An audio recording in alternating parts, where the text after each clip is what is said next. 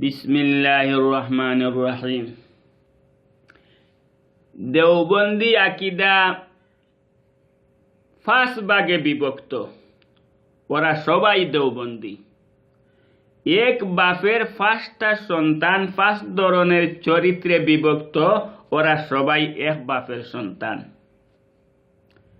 বাবা দায়িত্ব আদায় করার পর সন্তানরা 5 ভাগে বিভক্ত হলে যেমন বাবা দায়ী নয়, তেমনি শিক্ষা অর্জন করার পর নিজের অভিজ্ঞতা নিয়ে 5 ভাগে বিভক্ত হলে দেওবন্দ শিক্ষা প্রতিষ্ঠানও দায়ী নয়। আমার দেশের কওমি উলামাদের উদ্দেশ্য করে আমার এই বক্তব্য। আমার অন্তরের মধ্যে বহু বড় একটা আবেগ।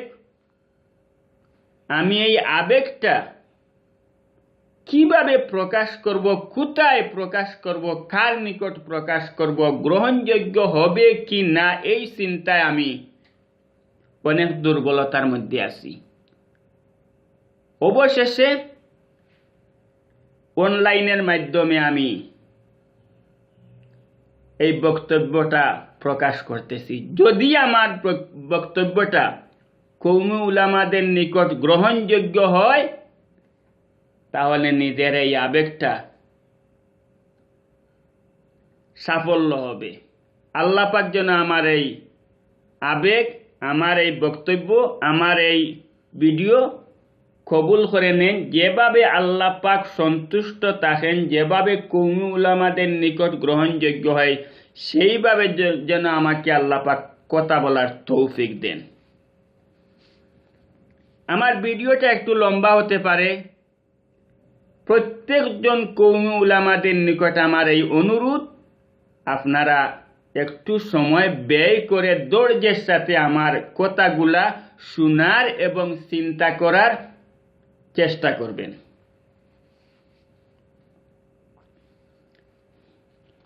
আমার আবেগটা হলো মাত্র একটা প্রাইভেট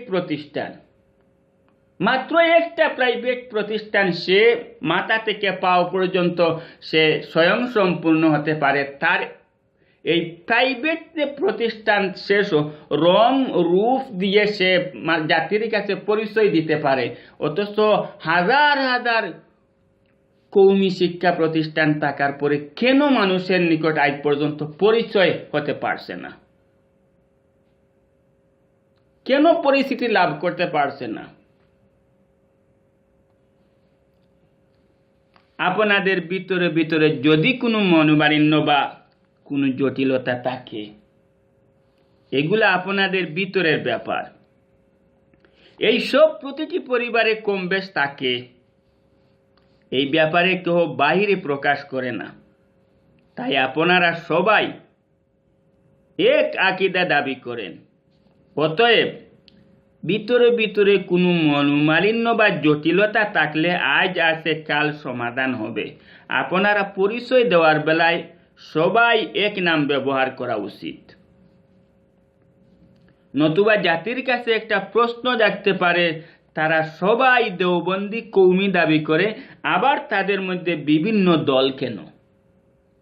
এতে একটা দুর্বলতা প্রকাশ পায়। আর যদি আপনারা একে অন্যের প্রতি কোনো মনোমালিন্য বা জটিলতা না থাকে, তাহলে আলাদা আলাদা নামে পরিচয় দেওয়ার অর্থ কি? আমি এখানে বিষয় তুলে ধরছি। 1 নম্বর দলিল, নেটের মধ্যে পাওয়া যায় আহলে হক, আহলে সুন্নাহ, আহলে দেওবন্দ, কওমি উলামা, জমিয়তে উলামা, আরো অনেক নাম। এক আকীদা বিভিন্ন নামে পরিচয় দিলে যেভাবে দুর্বলতা দেখা দিতে পারে, ঠিক এক আকীদা একই নামে পরিচয় দিলে একতার প্রশংসা হতে পারে। এখানে একটা কথা, এক নামে একাধিক নেট গ্রহণ হয় না। আমি বলছি হবে না কেন? মূল নামটা বরাবর রাখেন, এর সাথে একটা সংকেত চিহ্ন দিন। যেমন কওমি উলামা এক, কওমি উলামা 2 এভাবে করতে পারেন। অথবা নিজ নিজ শহরের নাম লাগান। ঢাকাবাসী যখন নেট খুলবে তখন কওমি উলামা ঢাকা, এরপরে যে খুলবে কওমি উলামা ঢাকা 2, এরপরে যে নেট খুলবে কওমি উলামা ঢাকা 3, এভাবে করেন। আহনাফ নেট আমার এই অভিযোগের অন্তর্ভুক্ত নয়। একমাত্র আহনাফ নেট বাদে বাকি যত কওমি উলামাদের ব্যবহারী নেট আছে এই সব নেট ব্যাপারে বিবেচনা করবেন।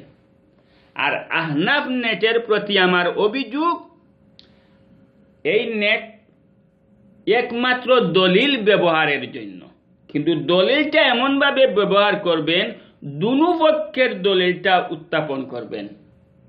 আর যদি দুনো পক্ষের দলিল না থাকে তাহলে তো প্রকাশ করবেন জাল, বানোয়াট, মিথ্যা। আর যদি দলিল থাকে দুনো পক্ষের দলিলটা উত্থাপন করবেন। আর এইসব দলিল নেটের মাধ্যমে, লিখিত মাধ্যমে সংরক্ষণ করবেন যাতে ভবিষ্যতে কাজে লাগে।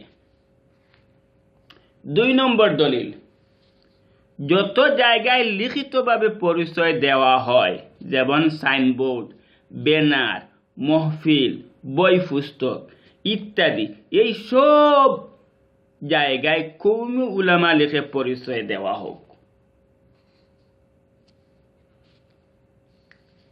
3 নম্বর দলিল, দাওয়াতের মাধ্যমে, তাফসীর মাহফিলের মাধ্যমে, আলোচনার মাধ্যমে তুলে ধরেন জাতির সামনে আহলে হক কাকে বলে, আহলে সুন্নাহ কাকে বলে এবং কওমি উলামার আদর্শ কি। বক্তব্যের মাধ্যমে সমাজের সামনে এই পরিচয় তুলে ধরেন, লেখালেখির মাধ্যমে নয়। লেখালেখির মাধ্যমে আপনাকে পরিচয় দেন আপনি কওমি উলামা, আর দাওয়াতের মাধ্যমে আপনি তুলে ধরেন আপনার দাওয়াতটা হবে আহলে হক, আহলে সুন্নাহর দাওয়াত। আপনি তুলে ধরেন সেখানে, এবং আপনি কওমি উলামা এটাও আপনার তুলে ধরেন। যিনি বক্তব্য প্রদান করবেন তিনি নামের সাথেও কওমি উলামা ব্যবহার করা অত্যন্ত জরুরি। আশা করি বুঝাইতে পারছি। আহলে হক, আহলে সুন্নাহ জিনিসটা সাইনবোর্ডে লেখার নয়, ব্যানারে লেখার নয়, এটা আমলের জিনিস। তাই আমলের জিনিস যেহেতু এটা দাওয়াতের মাধ্যমে প্রচার করেন, তাফসীরের মাধ্যমে প্রচার করেন, জাতির সামনে সুন্দরভাবে তুলে ধরেন। আর দলিল যেটা দলিল হবে আপনাদের কওমি উলামা। দলিল নম্বর 4, প্রতিটি শিক্ষা প্রতিষ্ঠানের মালিক নিজ দায়িত্বে বই পুস্তক ছাপা করে নিজ প্রতিষ্ঠানের ছাত্রদের নিকট বিক্রি করে লক্ষ লক্ষ টাকা মুনাফা অর্জন করছে। একমাত্র এই কওমি দ্বীনি শিক্ষা বোর্ড এই মুনাফা অর্জনের চিন্তা চেতনা নাই। মাদ্রাসার ছাত্রদের নিকট বই পুস্তক বিক্রি করে ব্যক্তি মালিকরা এই মুনাফা অর্জন করে নিচ্ছে, এই বই পুস্তক ছাপা করেও ব্যক্তি মালিকরা মুনাফা অর্জন করে নিচ্ছে। কওমি মাদ্রাসায় যে পরিমাণ বই পুস্তক ব্যবহার হয়, এই বই পুস্তক যদি নিজ দায়িত্বে ছাপা এবং ছাত্রদের নিকট বিক্রির ব্যবস্থা নেওয়া হয় তাহলে ছাপার একটা মুনাফা পাবে এবং বিক্রির একটা মুনাফা পাবে। আর মাদ্রাসা সাধারণত রমজানের পরে প্রথম 1 মাস বা 15-20 দিন কিতাব বই পুস্তক বিতরণ হয়। প্রত্যেকটা শিক্ষা প্রতিষ্ঠানে তার বছরের প্রথম এক সময় আছে, ওই সময়েই বিতরণ হয়। সেই হিসাবে কওমি শিক্ষা প্রতিষ্ঠানের প্রথম হলো রমজানের পর। তো রমজানের পর আপনি পুরা বছর একটা লাইব্রেরি, একটা দোকান, একজন লেবার ভাড়া করার বেতন দেওয়ার কোনো প্রয়োজন নাই। এটা আমার যুক্তি। আমি উদাহরণস্বরূপ আমার সিলহেট অঞ্চলে আমি একটা দিয়ে বুঝি, এই উদাহরণটা প্রত্যেকটা জেলায় এরকম হবে। আমি আমার শহর দিয়ে একটা তুলে ধরি। যেমন সিলহেট শহর আছে, পুরা রমজানে সিলহেট, মৌলভীবাজার, হবিগঞ্জ, বিয়ানীবাজার, জকিগঞ্জ, গোলাপগঞ্জ, কানাইঘাট, এই যে বড় বড় শহরগুলো আছে, এই বড় বড় শহরগুলায় তো কম বেশ লাইব্রেরি আছে, কিতাবখানা আছে, কুতুবখানা আছে। প্রত্যেকটা শহরের একটা লাইব্রেরির সাথে মাত্র 1 মাসের জন্য আপনার কন্ট্রাক্ট করে ফেলেন, প্রত্যেকটা শহরে মাত্র 1 মাসের জন্য।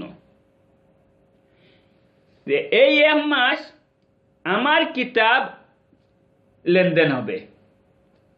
এখানে আমার ফায়দা, আমার তহবিল, আমার পুঁজি, শুধু আমার কিতাবগুলা 1 মাসের জন্য লেনদেন হবে। এতে তোমার বাড়াটা সাব্যস্ত। এই পারমেন্ট চিরস্থায়ী করে ফেলবেন এভাবে। সারা বছর ভাড়া দেওয়ার কোনো প্রয়োজন নাই, কারণ এই তো প্রথম বছরে তো কিতাব বিতরণী হবে ছাত্রদের নিকট। 1 মাসের ভাড়া দিলেন, এখানে বই পুস্তক বিতরণের অনুষ্ঠান একটা ব্যানার লাগাই দিলেন, কওমি উলামা বই পুস্তক বিতরণী, 1 মাস চেষ্টা দিয়ে দিলেন। এখন অবশিষ্ট এই 1 মাস কিতাব বই পুস্তক বিক্রি হওয়ার পরে অবশিষ্ট কিছু বই পুস্তক যা থাকে ওই দোকানওয়ালাকে দিয়ে দিলেন।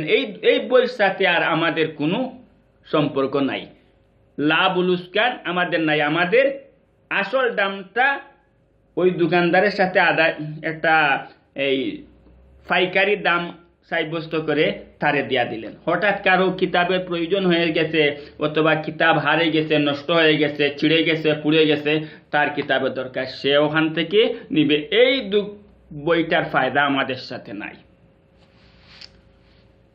এই হলো একটা তরতিব। দ্বিতীয় তরতিব হলো, প্রত্যেকটা বই বিক্রির সময় 2 কপি রসিদ থাকবে।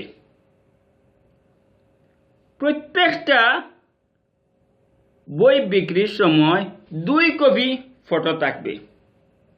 মাদ্রাসার নাম ঠিকানা সহ ছাত্রের জমাতের নাম, মাদ্রাসার নাম সহ 2 কপি ফটো, 2 কপি রসিদ। 1 কপি রসিদ দেওয়া হবে ছাত্রর হাতে, আর 1 কপি রসিদ থাকবে দোকানে। ছাত্রকে যে রসিদ দেওয়া হবে সেই রসিদটা জমা হবে মাদ্রাসার অফিসে, আর দোকানে যে কপি থাকবে সেই কপি জমা হবে শিক্ষা বোর্ডের অফিসে। কারণ এই রসিদ দ্বারা হিসাব বাইর করা হবে কোন মাদ্রাসায় কত টাকার বই পুস্তক বিক্রি করা হয়েছে। যে মাদ্রাসায় যত টাকার বই পুস্তক বিক্রি হবে সেই মাদ্রাসা ওই টাকার সদস্য হবে। আশা করি বুঝাইতে পারছি। সারা বছর দোকান ভাড়া একজন লেবারের বেতন ভাতা দেওয়ার কোনো প্রয়োজন নাই। মাত্র 1 মাসের জন্য বিভিন্ন শহরে একটা দোকানের সাথে কন্ট্যাক্ট করবেন 1 মাসের ভাড়া দিয়া। ওই 1 মাস পুরা শহরে জানাই দেওয়া হবে, পুরা অঞ্চলে জানাই দেওয়া হবে, ওই দোকানে আপনার কওমি উলামাদের পাঠ্যপুস্তক বিতরণ হবে। এতে 1 মাসের ভিতরে সবাই বই পুস্তক খরিদ করে ফেলল। 1 মাস পরে অবশিষ্ট যে বইগুলা থাকবে সে অথবা না থাকবে কিছু বই পুস্তক ওই দোকানের সাথে পাইকারি মূল্য বিতরণ করে ওখান থেকে আপনারা চলে আসলেন। আর বইয়ের সাথে থাকবে 2টা রসিদ। একটা রসিদ যাবে মাদ্রাসার অফিসে, আর একটা রসিদ জমা হবে শিক্ষা বোর্ডের অফিসে। এভাবে বাইর হয়ে আসবে মূল ফায়দা। সম্পূর্ণ খরচা বহন করার পরে যে ফায়দাটা, সেই ফায়দার অঙ্কটা বাইর হয়ে আসবে।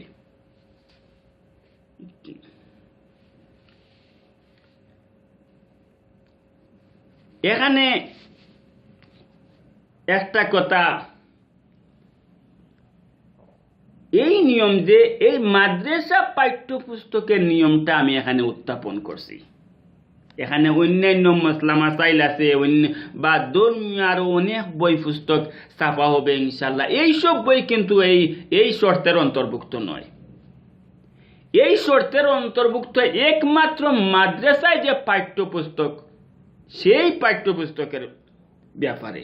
আর বাকি যত মাসলা মাসাইল আছে, যত ধর্মীয় বই পুস্তক আছে, সেগুলা কিন্তু এই শর্তের অন্তর্ভুক্ত নয়, সেগুলা বাজারজাত হবে।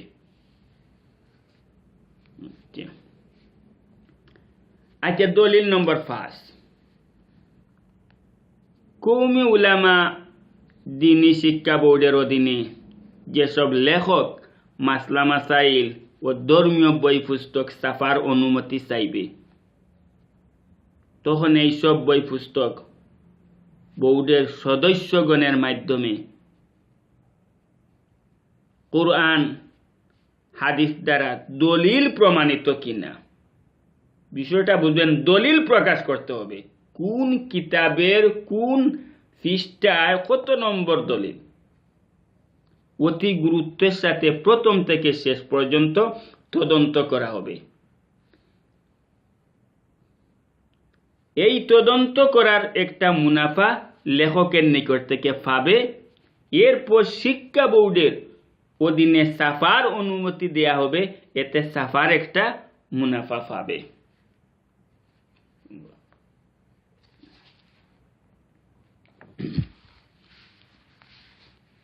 দলিল নম্বর 6, প্রতিটি জেলায় কওমি উলামা দ্বীনি শিক্ষা বোর্ড করা হোক। এই শিক্ষা বোর্ডের প্রতিটি অফিসে যত ধর্মীয় কিতাব আছে, সব সংরক্ষণের একটা লাইব্রেরি হবে। 7, প্রতিটি কওমি উলামা দ্বীনি শিক্ষা বোর্ডের অধীনে ছাপাখানা হোক। এই যে ছাপাখানা, প্রতিটি শিক্ষা বোর্ডের কথা বলছি, অর্থ এখানেও আমার একটা যুক্তি আছে। আপনাদের নিজস্ব একটা ছাপাখানা করবেন, যেমন আমার সিলেটের যতগুলা মাদ্রাসা আছে, এই মাদ্রাসাগুলা যে পরিমাণ বই পুস্তক আছে বা অন্যান্য ধর্মীয় বই পুস্তকের সাথে আছে, এগুলা সারা বছর ছাপা হবে না। 1 মাস, 1.5 মাস, 2 মাস, 2.5 মাস অথবা 3 মাস কাজ লাগবে। এখন লেবার সারা বছরের জন্য রাখতে হবে না। এখানে আমার যুক্তি হলো, আমাদের যেহেতু তহবিল দুর্বল, আমাদের অর্থনৈতিক যেহেতু দুর্বল, আমাদের কিভাবে সহজ রাস্তা পাওয়া যায় সেদিকে চিন্তা করতে হবে। আমাদের ছাপাখানা অলরেডি রেডি থাকবে। ছাপাখানার যেসব সরঞ্জাম, সেগুলো আমাদের নিজস্ব। আর ভালো একটা ছাপাখানার মালিকের সাথে কন্ট্যাক্ট হবে এভাবে যে আমাদের যতদিন ছাপার কাজ চলবে, ততদিন তোমার লেবার দ্বারা আমাদের কাজ করাইবে। এতে তোমাদের কিভাবে বেতন দেওয়া লাগবে, কিভাবে বেতন ভাতা দিলে তোমাদের সুবিধা হবে। এভাবে যে কোনো একটা ছাপাখানার মালিকের সাথে কন্ট্যাক্ট করে ফেললেন যে যতদিন কাজ হবে ততদিন তোমার লেবার আমার এখানে কাজ করবে, আমার এখানে কাজ শেষ তখন লেবার তোমার নিয়ে যাবে এখান থেকে। এভাবে যদি হয় তাহলে সারা বছরের যেসব লেখার বই পুস্তক এখানে আসি জমা হলো, এবং মাদ্রাসার বই পুস্তক যা পরিমাণ ছাপার প্রয়োজন হলো, সব জমা করার পর ছাপার কাজ চালু করলেন। রমজান অথবা রমজানের আগে অথবা এর আগে যে কোনো সময় চালু করলেন। যে পরিমাণ ছাপা করা, সেই পরিমাণ ছাপা হওয়ার পর তাদেরকে বিদায় দিয়ে দিলেন। এভাবে কন্ট্রাক্টে যদি কাজ করা হয়, আমাদের অর্থনৈতিক অনেক সহায়তা হবে। সারা বছরেও এখানে লেবার বেতন ভাতা দিয়ে রাখার কোনো প্রয়োজন নাই। আচ্ছা, দলিল নম্বর 8, প্রতিটি শিক্ষা বোর্ডের সিলমোহর একই মার্কায় করা হোক। এই সিলমোহর মার্কা একই মার্কায় করা হোক। এখানে আমার উদ্দেশ্য হলো যে কওমি উলামার যে পরিমাণ বই পুস্তক ছাপা হবে, যে পরিমাণ বই পুস্তক চাওয়া হবে, ধর্মীয় হোক, পাঠ্যপুস্তক হোক আর মাসলা মাসাইলের হোক, প্রত্যেকটা বইয়ের উপরের যে খবর আছে এই খবরে এই মার্কাটা থাকতো। এই মার্কাটা থাকার দরকার আমি মনে করছি, এই জন্য এই প্রশ্নটা এখানে নিয়ে আসতাম। তার কারণ একজন অজানা মানুষ, একজন অপরিচিত মানুষ বইটা দেখার সাথে সাথে যাতে সে সহজে চিনতে পারে, সহজে ধরতে পারে এই বইটা কওমি উলামাদের। আমি তুলে ধরি, যেমন আমার একটা রেওয়ালের ছবি, সিলমোহরে রেওয়ালের ছবি, তাহলে আমার প্রত্যেক মাসলা মাসাইল, প্রত্যেক ধর্মীয় কিতাবের কভারের উপর যদি ধান ক্ষেতের ছবি দেন, যদি গাছপালার ছবি দেন, যদি চা বাগানের ছবি দেন, তার মধ্যে ওই রেওয়ালের ছবিটা থাকবে। আপনি যা ছবি দেন দিতে পারেন, কিন্তু ছবির মধ্যে রেওয়ালের ছবিটা অলরেডি থাকবে বাধ্যতামূলক। তার মানে ওই রেওয়ালটা দেখার, ছবিটা দেখার সাথে সাথে একজন অপরিচিত মানুষ সহজে বুঝতে পারে, ধরতে পারে এই বইটা কওমি উলামাদের।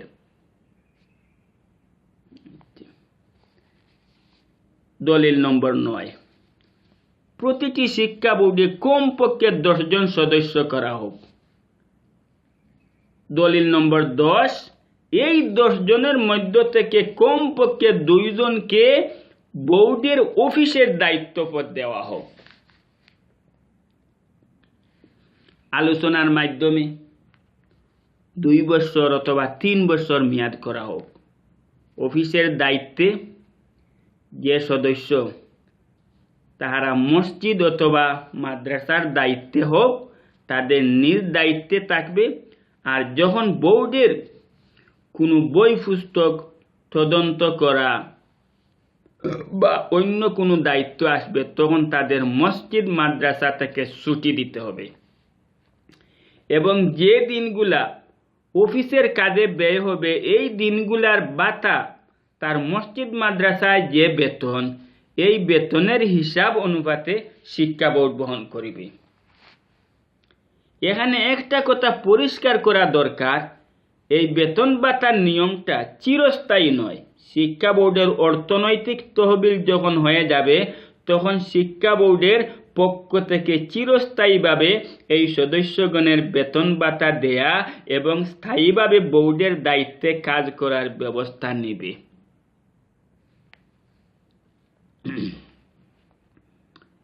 এই দায়িত্বে অবহেলা বা অভিযোগ প্রমাণিত হলে সাথে সাথে সদস্যপদ পরিবর্তন করা হবে। একটা জেলায় যত কওমি মাদ্রাসা থাকবে, সব এই সদস্যগণের সিদ্ধান্তকে মানতে হবে, সদস্যগণকে এই স্বাধীনতা দিতে হবে।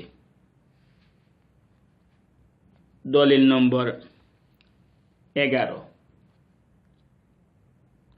1 সপ্তাহ হোক আর 1 মাস হোক, ধারাবাহিক বৈঠক করে এই সব আলোচনার মাধ্যমে চূড়ান্ত সিদ্ধান্ত নিয়ে দেশবাসীর সামনে ঘোষণা করা হোক, ইনশাআল্লাহ এমন প্রেমিক আছে এই সব ব্যবস্থার দায়িত্ব নিজে গ্রহণ করে নেবে। মাত্র 30 মিটার বাই 30 মিটার অথবা 20 মিটার বাই 20 মিটার একটা জায়গার দরকার। ধরেন 30 মিটার বাই 30 মিটার যদি একটা জায়গা হয়, নিচে ছাপাখানা এবং কিতাবাদি বই পুস্তকের যা সরঞ্জাম আছে নিচে কাজ চলবে, আর উপরে সদস্যগণের অফিস বসাই দিলেন। প্রত্যেকটা জেলায় বিশেষ করে প্রবাসী অনেক লোক আছে, প্রত্যেকটা জেলায় আপনারা ঘোষণা দেন, যত প্রবাসী আছে নিজ নিজ শহরের এই শিক্ষা বোর্ডে যদি 1 মুষ্টি বালু, 1 মুষ্টি সিমেন্ট আর 1 পিস ইটের পয়সা দেয়, ইনশাআল্লাহ ইনশাআল্লাহ হয়ে যাবে। প্রত্যেকটা প্রবাসী যদি এক মুষ্টি বালুর পয়সা, এক মুষ্টি সিমেন্টের পয়সা আর এক পিস ইটের পয়সা যদি দেয়, অনেক ডেল হয়ে যাবে ইনশাআল্লাহ। আমার এই প্রতিটি বিষয় কওমি উলামাদের নিকট যদি গ্রহণযোগ্য হয়, তাহলে এর সাথে আরো যেসব বিষয় থাকবে, শিক্ষা বোর্ডের প্রতিটি মাদ্রাসার উস্তাদগণের নিয়ন্ত্রণে থাকবে। সরকারি হোক, দলিল নম্বর 12, সরকারি হোক আর বেসরকারি হোক, একটা প্রতিষ্ঠান করার ব্যবস্থা যখন নেওয়া হয়, তখন প্রথম জরিপ নেওয়া হয় তার আশপাশ এই প্রতিষ্ঠানের কোনো শাখা আছে কিনা। যদি থাকে, তাহলে দূরত্ব কতটুকু, এই প্রতিষ্ঠান দ্বারা সেই শাখার আর্থিক কোনো ক্ষতি হবে কিনা, জায়গাটা আগে নির্বাচন করা হয়। অথচ এই কওমি মাদ্রাসার নিয়ম শৃঙ্খলার কোনো কমিটি নাই, তাই কে কোথায় প্রতিষ্ঠা করবে তারও কোনো তদন্ত নাই। আর্থিক ক্ষতির বিচার বিবেচনা না করে কোনো এলাকায় একাধিক মাদ্রাসা প্রতিষ্ঠা করেছে। আবার এমনও এলাকা রয়েছে 10-15 মাইল এরিয়ার মধ্যে একটা দ্বীনি মাদ্রাসা নাই, তাই এই এলাকা দ্বীনি শিক্ষা থেকে বঞ্চিত। একটা শিক্ষা বোর্ড যদি থাকে আর কওমি দ্বীনি মাদ্রাসা প্রতিষ্ঠা করার ইচ্ছুক ব্যক্তি যদি শিক্ষা বোর্ডের সাথে যোগাযোগ করে, তাহলে বোর্ডের সদস্যগণ আশপাশের মাদ্রাসার দূরত্ব জরিপ করে যদি দেখে আশপাশের মাদ্রাসার নিয়ন্ত্রণে নয়, তাহলে মাদ্রাসা প্রতিষ্ঠার অনুমতি দিবে। আশপাশের মাদ্রাসার নিয়ন্ত্রণে নয় তার অর্থ এখানে মাদ্রাসা অত্যন্ত জরুরি, অনুমতি দিবে। আর যদি দেখে আশপাশের মাদ্রাসার নিয়ন্ত্রণে এই এলাকা আছে, তাহলে যে এলাকায় কওমি দ্বীনি শিক্ষা ব্যবস্থা নাই, সে এলাকায় প্রতিষ্ঠা করার পরামর্শ ও অনুমতি দিবে। এতে প্রতিষ্ঠা দাতাও সফল হবে আর দ্বীনি শিক্ষা থেকে বঞ্চিত ওই এলাকাও শিক্ষার আলো পাবে। একটা ইউনিয়ন অথবা থানা প্রতি এই নিয়ম যদি করা হয় যে প্রতিটি গ্রামে ইবতেদায়ী অর্থাৎ প্রাইমারি যদি চালু হয়, তাহলে বোর্ডের কোনো নিষেধাজ্ঞা নাই, তবে শিক্ষা বোর্ডের অনুমতি ক্রমে ডায়েরিভুক্ত করতে হবে। কিন্তু মাদ্রাসা কর্তৃপক্ষ বোর্ডের অনুমতি ছাড়া ইবতেদায়ী থেকে আদাদি অর্থাৎ প্রাইমারি থেকে হাই স্কুল রূপান্তর করতে পারবে না। আর কমপক্ষে 4-5টা ইবতেদায়ীর মধ্যে একটা আদাদি অর্থাৎ হাই স্কুল হবে। কিন্তু মাদ্রাসা কর্তৃপক্ষ বোর্ডের অনুমতি ছাড়া এই আদাদিকে দারুল উলুম অর্থাৎ কলেজ রূপান্তর করতে পারবে না। আর কমপক্ষে 4-5টা আদাদি অর্থাৎ হাই স্কুলের মধ্যে একটা দারুল উলুম অর্থাৎ কলেজ হবে। এভাবে শিক্ষা বোর্ডের যে মাদ্রাসায় যতটুকু নির্দিষ্ট করে দিবে আদেশ মানতে হবে। এই নিয়ম শৃঙ্খলা যদি কোনো মাদ্রাসা কর্তৃপক্ষ না মানে বা অস্বীকার করে, তাহলে শিক্ষা বোর্ডের ছাপা বই পুস্তক সহ সব ধরনের সম্পর্ক বাতিল থাকবে। আদাদি অর্থাৎ প্রাইমারি, আদাদি অর্থাৎ হাই স্কুল আর দারুল উলুম অর্থাৎ কলেজ, এই 3 শ্রেণীর ছাত্রদের 3 ধরনের পোশাক হবে। দেখেন, আমার প্রথম কথাটাই ছিল জাতির কাছে আপনারা কেন পরিচিতি লাভ করতে পারছেন না। মাত্র একটা প্রাইভেট প্রতিষ্ঠান করে সে তার মাথা থেকে পা পর্যন্ত তার একটা পরিচিতি তুলে ধরছে জাতির কাছে। কিন্তু হাজার হাজার কওমি মাদ্রাসা থাকার পরেও আপনাদের জাতির কাছে পরিস্থিতির কোনো ব্যবস্থা নাই। যেমন পোশাক, এই যে 3 ধরনের 3 শ্রেণীর লোক, বাচ্চাদের জন্য 3 শ্রেণীর পোশাক আমি দাবি করতেছি। এখানে 1 শ্রেণীর পোশাকও নাই। তাই বলছি আদাদি ইবতেদায়ী অর্থাৎ প্রাইমারি বাচ্চাদের একটা পোশাক আপনাদের নিজ নিজ মাপ দেন, যে হাঁটু পর্যন্ত, হাঁটির উপরেও হবে না, হাঁটুর নিচেও হবে না, শক্ত কানুন থাকবে। হাই স্কুল যে লেখাপড়া করবে, হাই স্কুলের একটা মাপ হবে হাঁটু থেকে 2 ইঞ্চি অথবা 3 ইঞ্চি নিচে। যে মাপটা দিবেন সেই মাপ থেকে 1 ইঞ্চি উপরে হবে না, নিচেও হবে না। আচ্ছা, সানাউই দারুল উলুম যখন উঠবে তখন তার জন্য আরো একটু 2 ইঞ্চি অথবা 3 ইঞ্চি নিচে। এই এখন কেউ প্রশ্ন করতে পারেন এটা আবার সুন্নত না মুস্তাহাব না ফরজ না ওয়াজিব, এটা আবার কোন ধরনের পাগলামি?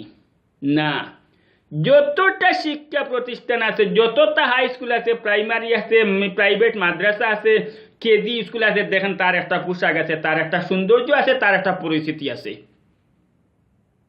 তাইলে আমারও একটা কওমি মাদ্রাসা, আমারও একটা সৌন্দর্য আছে, আমারও একটা পরিস্থিতি আছে, আমারও একটা কওমি শিক্ষা প্রতিষ্ঠানের একটা লেবাস হওয়া দরকার।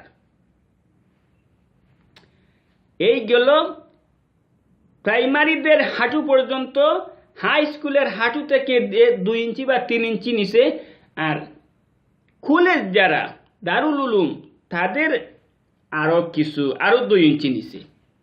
কিন্তু তার মধ্যে আরো কিছু ব্যবধান তুলে ধরা যাইতে পারে। যেমন প্রাইমারি এবং হাই স্কুলের ছাত্র যারা, তাদের পাঞ্জাবির সাইড খোলা থাকবে, 2 ফট্টির সাবন পিছন 2 ফল্লার থাকবে। আর যখন দারুল উলুম ছাত্র, তাদের সাইড বন্ধ, খোলা নাই। এখান থেকে তারে শিক্ষা দিয়ে তুলতে, কারণ সে তো হাদিস জমাতের ছাত্র, দারুল উলুম সে হাদিস জমাতের ছাত্র, তার এখান থেকে অভ্যাসে পরিণত করতে হবে। এই গেল। এবং একটা কালার, যে কোনো একটা কালার, এখন আপনারা নিজে কোম্পানি থেকে কাপড় কিনতে পারেন 1 কালারের। দেখেন, শুধু আমার সিলহেট দিয়ে উদাহরণ দেই, অনেক মাদ্রাসা আছে, অনেক রুল চলবে। যদি 20 টাকা মিটার হয়, প্রতি মিটারে 2 টাকা যদি দোকানওয়ালা লাভ করে, আপনি 1 টাকা মাইনাস করেন, 19 টাকা বিক্রি করেন। 19 টাকা ছাত্রের নিকট যদি মিটার বিক্রি করেন, তাহলে ছাত্র 1 টাকা লাভ পাইতেছে, আপনিও প্রতি মিটারে 1 টাকা লাভ পাইতেছেন। আপনার লসটা কোথায়? এভাবে প্রতি 1 বছর বা প্রতি 2 বছর পর কাপড় চেঞ্জ করেন। মাদ্রাসা শুধু মাদ্রাসার ব্যবহারিক কাপড়ের জন্য, মাদ্রাসার বাইরে ছাত্ররা যা তার ইচ্ছা ব্যবহার করবে। আর আপনি শুধু কাপড়টার দায়িত্ব নিলেন, সিলাই আপনার নিকট থেকে ছাত্ররা কিনে নিবে, এরপরে ছাত্ররা কোথায়, কোন ডিজাইনে, কোন মডেলে সেলাই করবে, ওটা ছাত্রের ব্যাপার। আমার কালারটা হবে আমার পছন্দের, এবং হিসাব লম্বা সাইজ হবে আমার হিসাব মোতাবেক। বাকি তোমার কিভাবে বানাইবা, কোন মডেল করবা, এটা তোমার ব্যাপার। এই গেল কাপড়ের কালারিং। 2 বছর পর একই কালার রাখেন অথবা কালার পাল্টান।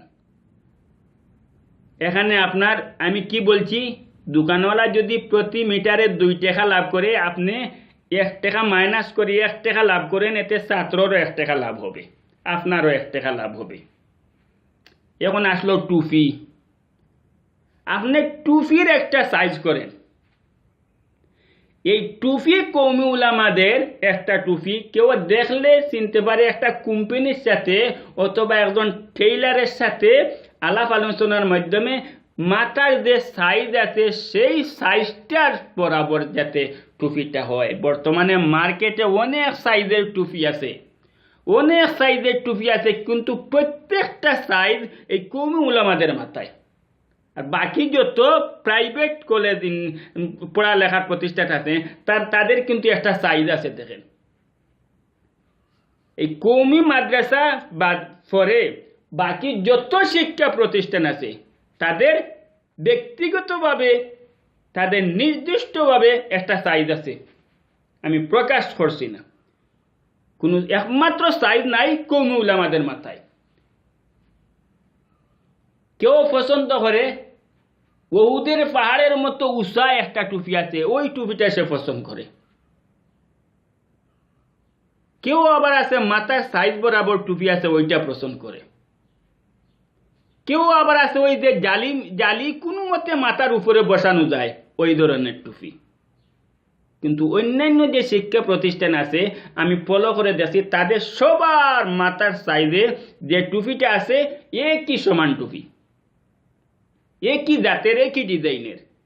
আপনারা হয়তো আমাদের পুরাতন আমলের যে দুপাট্টির টুপি ছিল সেলাই করা, ওইটাও বাধ্যতামূলক, এটা আমাদের কওমি উলামাদের টুপি ধরে নিতে পারেন, যেহেতু এই টুপিটা কেউ এখনো দখল করে নাই। সেলাই করা দুপাট্টি টুপি যেটা, অথবা গুল টুপি যেটা আপনারা কোম্পানির সাথে একটা কন্ট্যাক্ট করে পেলেন, আমাদের টুপি এই সাইজের বানাই দিবে, কিন্তু মাথার সাইজ বরাবর হইতে হবে। মাথা থেকে অতি উঁচাও হবে না, আর মাথার থালুতেও বসবে না। এবং একটা কালার নির্দিষ্ট সাদা কালার, এবং ডিজাইন যদি দেয় সাদা সুতা দিয়ে ডিজাইন দেয়, এতে কালার হয়ে গেল। এই সবচেয়ে বড় আপত্তি আমার এই টুপির ব্যাপারে। আপনারা টুপিটা একটা সাইজ নেন, যাতে আপনার পাঞ্জাবি, আপনার টুপি আপনাকে সাক্ষী দেয় আপনি কওমি উলামা। এরপরে মাথার পাগড়ি, ওই মাথার পাগড়িও দেখা যায় কখনো লাল, কখনো হলুদ, কখনো সাদা, কখনো নীল, কখনো কালো। একজন আলিমের কত পাগড়ি, একজন আলিমের কত পাগড়ি করে, কত কালারের। এগুলা এই পাগড়িটাও আপনারা একটা কালার সাব্যস্ত করেন, ওই সাদা পাগড়ি। শুধু আমাদের কওমি উলামাদের শর্ত হলো সাদা পাগড়ি পরতে হবে এভাবে, অথবা সবুজ পাগড়ি পরতে হবে, অথবা কালো পাগড়ি পরতে হবে। একটা কালার সাব্যস্ত করেন, তবে সাদা পাগড়িটা সব চাইতে সুন্দর বানায়। এই পোশাক ব্যাপারে আলাপ করলাম। একমাত্র জাতির সামনে এই কওমি উলামাদের কোনো পরিচয় তোলা হচ্ছে না। কেন হচ্ছে না?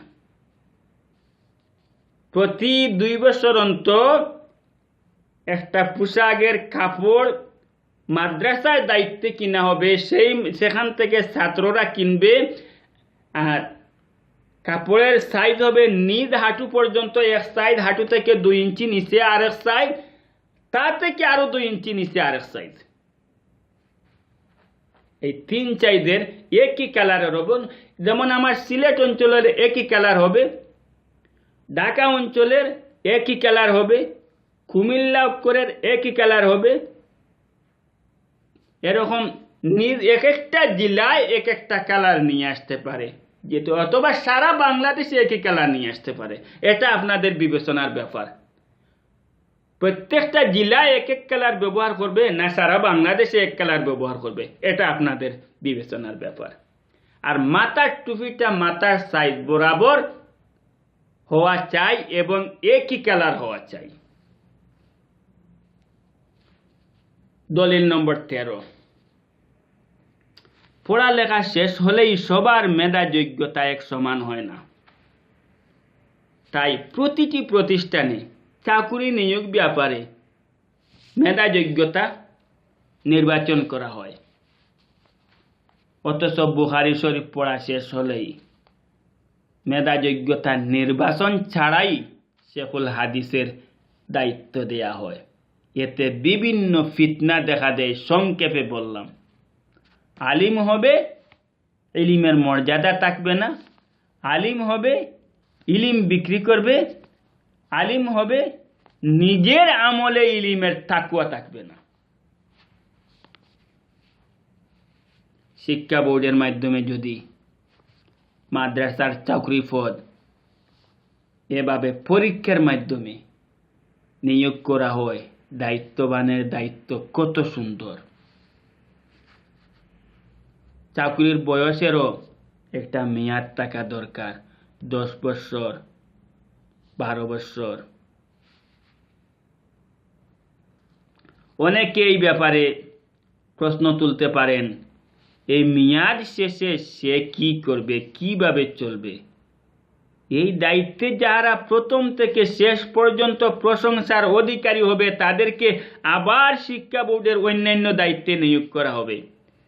শিক্ষা বোর্ডের অর্থনৈতিক তহবিল যখন হয়ে যাবে, সর্বপ্রথম এই তহবিল দ্বারা ইসলামী শরিয়া একটা ব্যাংক চালু করা হয়, কেমন হবে?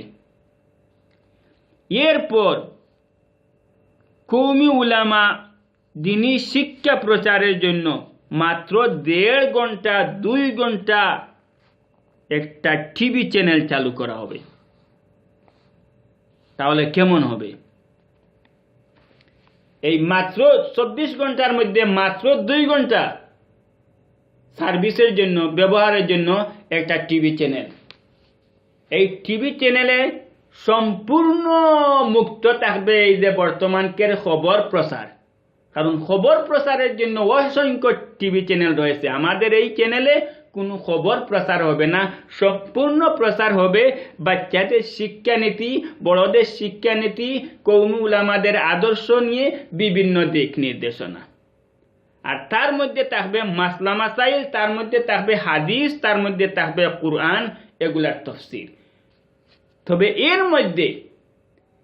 মধ্যে বিশ্বে যত আনাচে কানাচে যত ভাষার মানুষ আছে সবার কাছে পৌঁছার জন্য এই যে কোরআনের তাফসীর আর হাদিসের তাফসীরের যে সময়টা হবে, সেই সময়টা 3 ভাগে বিভক্ত করা হবে। কারণ এই সময়টার যে আলাপ, এই আলোচনা সারা বিশ্বের ঘরে ঘরে যাতে পৌঁছে।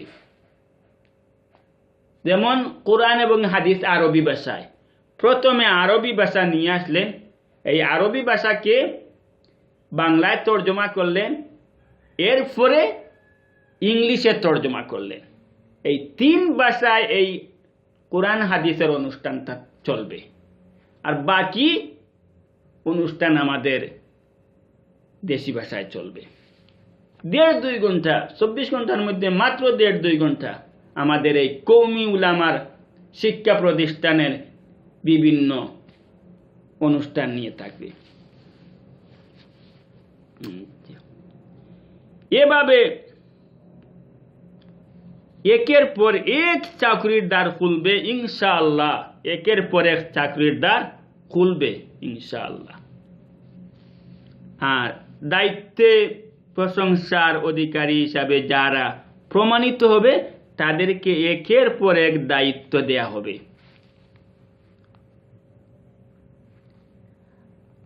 এরপর এখানে আলাদা একটা কথা বলতেছি, বাংলাদেশে ইসলামী বহু দল নিজ নিজ আকীদায় অটল। তবে সব দলের মত হলো নতুন জাগ্রত যে আহলে হাদিস, আহলে সালাফি এরা আসলে ফিতনাবাজ। সব দলের মত হলো এরা আসলে ফিতনাবাজ। তাই কওমি উলামা পরিচয় দিয়ে ব্যক্তিগত অভিজ্ঞতা নিয়ে এদের সাথে হোক আর অন্যান্য যে দল, ইসলামিক দল আছে, অন্যান্য ইসলামিক যে দল আছে তাদের সাথে হোক আর ফিতনাবাজদের সাথে হোক অথবা টিভি চ্যানেলের সাথে হোক, বিষয় বুঝতে পারছেন? ইসলামিক যে কোনো দলের সাথে হোক অথবা এই ফিতনাবাদের সাথে হোক অথবা টিভি চ্যানেলের সাথে হোক, হক আর বাতিলের তর্কে কেউ লিপ্ত হতে পারবে না। কে লিপ্ত হতে পারবে না? কওমি উলামা পরিচয় দিয়ে। যদি কেউ বিতর্ক অনুষ্ঠান করতে চায় শিক্ষা বোর্ডের সাথে যোগাযোগ করবে।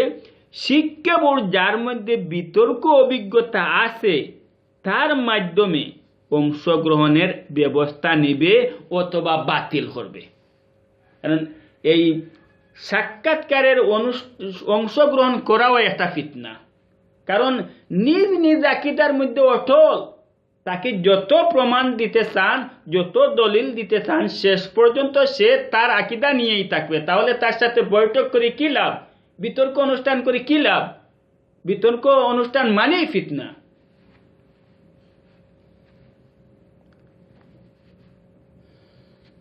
এখানে দেখেন, কিছুদিন আগে দেখলাম মুফতি সাখাওয়াত হোসেন 71 টিভির চ্যানেলের সাথে সাক্ষাৎকার নিয়েছেন।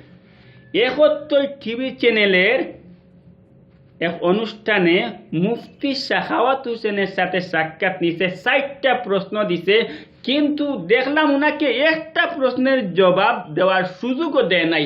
তারা 3 জনে এমন আক্রমণাত্মক কথা বলছে উনাকে। উদ্দেশ্য কি? উনি 4টা প্রশ্নের জবাব দিবে, এইটা উদ্দেশ্য ছিল না। উদ্দেশ্য ছিল উনাকে ফটো হিসাবে সামনে বসাই রাখবে আর তাদের কথাবার্তাই প্রচার করবে। এই ছিল উদ্দেশ্য। এই জন্য উনাকে কথা বলতে দেয় নাই। আসলে তো 4 নম্বর প্রশ্ন যখন প্রদান করেছে, উনি একটা প্রশ্নের জবাব শুধু তুলে ধরছিলেন যে ওরা 4 নম্বর প্রশ্ন বলছিল কি, এই ইসলাম, রাষ্ট্রীয় ধর্ম ইসলাম এই বিষয়ের উপর, রাষ্ট্রীয় ধর্ম ইসলাম এই বিষয়ের উপর এই অনুষ্ঠানটা হয়েছিল। তো 4 নম্বর প্রশ্ন ওরা বলছিল যে তোমাদের মধ্যে অনেক নাশকতাকারী দল আছে, অনেক ফিতনা ফসাদকারী দল আছে। তো সাখাওয়াত হোসেন সাহেব বলেছিলেন যে কোথায় নাশকতাকারী দল, কোথায় আমাদের মধ্যে দেখান। আসলে উনার এই কথা হয় নাই। এই জন্য বলছি এই ধরনের সাক্ষাতে না যাওয়াই, অংশগ্রহণ না করাই ভালো। কারণ হঠাৎ করে মাথায় আসে না, হঠাৎ করে জবাব কি দিবে ওইটা যোগ্যতায় আসে না। জবাবটা এরকম দেওয়া উচিত ছিল যে ফিলখানায় যে আক্রমণ হয়েছিল, গণহত্যা হয়েছিল, সে কি উলামা কৌমি উলামার দল ছিল? মেজর জিয়াকে যে হত্যা করেছিল সেই হত্যাকারীরা কি কৌমি উলামা প্রতিষ্ঠানের ছিল? শেখ মুজিবকে যে হত্যা করেছিল সপরিবারে, যারা করেছিল তারা কি কৌমি উলামা ছিল? এভাবে জবাব দেওয়া উচিত ছিল।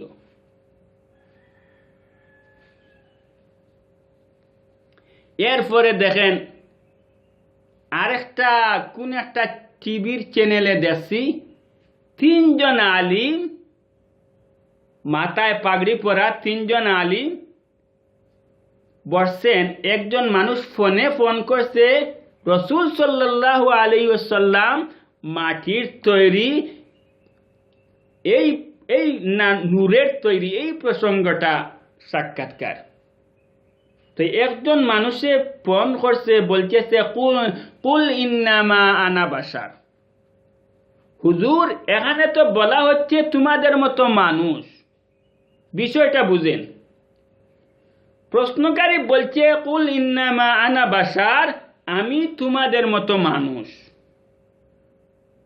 এর 1 মিনিট পরে আরো জনে ফোন করছে, ফোন করে আবার রিপ্লাই করছে যে আমরা দেখতেছি, ও ফোনের মধ্যে বলতেছি আমরা দেখতেছি কুল ইন্নামা আনা বাশার, এর অর্থটা হলো তোমাদের মতো মানুষ। কিন্তু 3 জন আলিম, এখানে 3 জন আলিমের মধ্যে একজন আলিমও এই 2 জন প্রশ্নকারীর যে কোনো একজনকে এই কথাটা বলে নাই যে তোমরা কুল ইন্নামা আনা বাশার পড়ছো, কিন্তু আয়াতের বাকি অংশটা কোথায়, বাকি অংশটা কোথায় আর তার অর্থটা বা কোথায়, এই 3 জন আলিমের মাথায় কাজ করে নাই। এই জন্য বলতেছি এই ধরনের সাক্ষাৎকারে অংশগ্রহণ করা আরেকটা ফিতনা। কারণ ওরা কিছু প্রকাশ করে, কিছু রেখে দেয়। আয়াতে বলা হয়েছে তোমাদের মতো মানুষ, কিন্তু বাকি যে অংশে ব্যবধান প্রকাশ করা হয়েছে সেই অংশটা ওরাও বলছে না, প্রশ্নকারীদেরকে দাবিও করছে না, তুলে ধরছে না, কোনো দিক থেকে তুলে ধরা হচ্ছে না। আচ্ছা, কওমি উলামা শিক্ষা বোর্ডের অন্তর্ভুক্ত থাকা অবস্থায় কেউ যদি কওমি উলামা আকীদার বিপরীত কোনো আকীদা, দেখেন গুরুত্বপূর্ণ একটা বিষয়, কওমি উলামা শিক্ষা বোর্ডের অন্তর্ভুক্ত থাকা অবস্থায় কেউ যদি কওমি উলামা আকীদার বিপরীত কোনো আকীদা অনুসরণ করে বা করতে চায়, তাহলে সাথে সাথে বহিষ্কার করা হবে। প্রতিষ্ঠানের বাইরে গিয়া যা ইচ্ছা তা অনুসরণ করুক, কোনো আপত্তি নাই। আমি এখানে এই বিষয়টা এভাবেই বুঝাইতে চাই যে কওমি যে শিক্ষা প্রতিষ্ঠান নিয়ে আছে, এই শিক্ষা প্রতিষ্ঠান এই কওমি শিক্ষা প্রতিষ্ঠান, কিন্তু ওখান থেকে লেখাপড়া করার পর বাইরে গিয়া কোনো আলিম উলামা যদি নিজস্ব কিছু নিয়ম নীতি নিয়ে অন্য কোনো কিছু প্রতিষ্ঠা করতে চায়, পরিচিত হতে চায়, সেটা কিন্তু কওমি শিক্ষা বোর্ডের অন্তর্ভুক্ত নয়। এই জিনিসটা ডিক্লিয়ার করতে হবে। এটা হালাল হোক হারাম হোক, হক হোক আর বাতিল হোক, আমি সেটা বুঝাইতে চাচ্ছি না। আমি বুঝাইতে চাচ্ছি কওমি শিক্ষা বোর্ডের যে সিলেবাস আছে এগুলাই কওমি শিক্ষা বোর্ডের অন্তর্ভুক্ত। আর তা থেকে বাইর হওয়ার পরে নিজে কিছু তৈরি করে, একটা সিলেবাস যদি তৈরি করে, সেটা প্রশ্ন তার গেছে, জবাবও তার গেছে, ব্যাপারও তার। আমি এটা হক আর বাতিল এটা দেখতে চাইছি না, এটা আলাদা, এটা কওমি শিক্ষা বোর্ড থেকে আলাদা। যেমন চরমুনাই, আমি উদাহরণ দিয়ে এখন বুঝাইতে পারছি কিনা এখন তুলে ধরলাম চরমুনাই। আপনারাও দাবি করতেছেন কওমি, উনিও বলতেছে কওমি, তাই বলি একই শিক্ষা প্রতিষ্ঠান না, ওইটা আলাদা আর আপনাদের ওইটা আলাদা। ভিডিওতে যা দেখতেছি আল্লাহু আলম, এই ধরনের শিক্ষা প্রতিষ্ঠানকে এত সতর্কভাবে, এত শক্তভাবে পরিচালনা করবেন যাতে কোনো দুর্নাম বদনাম ইখতিলাফি না আসে। চিরদিনের জন্য এত শক্তভাবে একটা কমিটি, একটা এই শর্তাবলী উত্থাপন করবেন। ওখান থেকে বাইরে হয়ে গিয়ে রীতিনীতির ভিতরেই যদি কেউ কোনো কিছু করতে চায়, ইসলামী শরিয়া মোতাবেক, হালাল মোতাবেক, হক মোতাবেক করতে চায়, এরপরও এই জিনিসটা আমাদের কওমি শিক্ষা বোর্ডের নয়, এটা আলাদা, এটা আলাদা। এটার পক্ষেও আমরা নাই, বিপক্ষেও আমরা নাই। আমি আমার কওমি শিক্ষা প্রতিষ্ঠান নিয়ে, আমি বুঝাইতে চাইছি আমি আমার শিক্ষা প্রতিষ্ঠান নিয়ে। এটা জিনিসটা হলো শিক্ষার বাইরে অন্য শিক্ষা।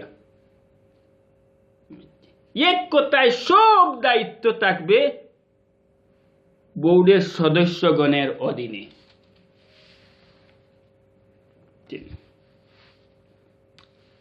আমি কত নম্বর দলিলটা টানছিলাম, এবার দলিল নম্বর 14। হাদিসের যত কিতাব আছে, এই সব কিতাব এবং কোরআন এই পর্যন্ত যা তফসির অনুবাদ হয়েছে তার কোনো হিসাব নাই।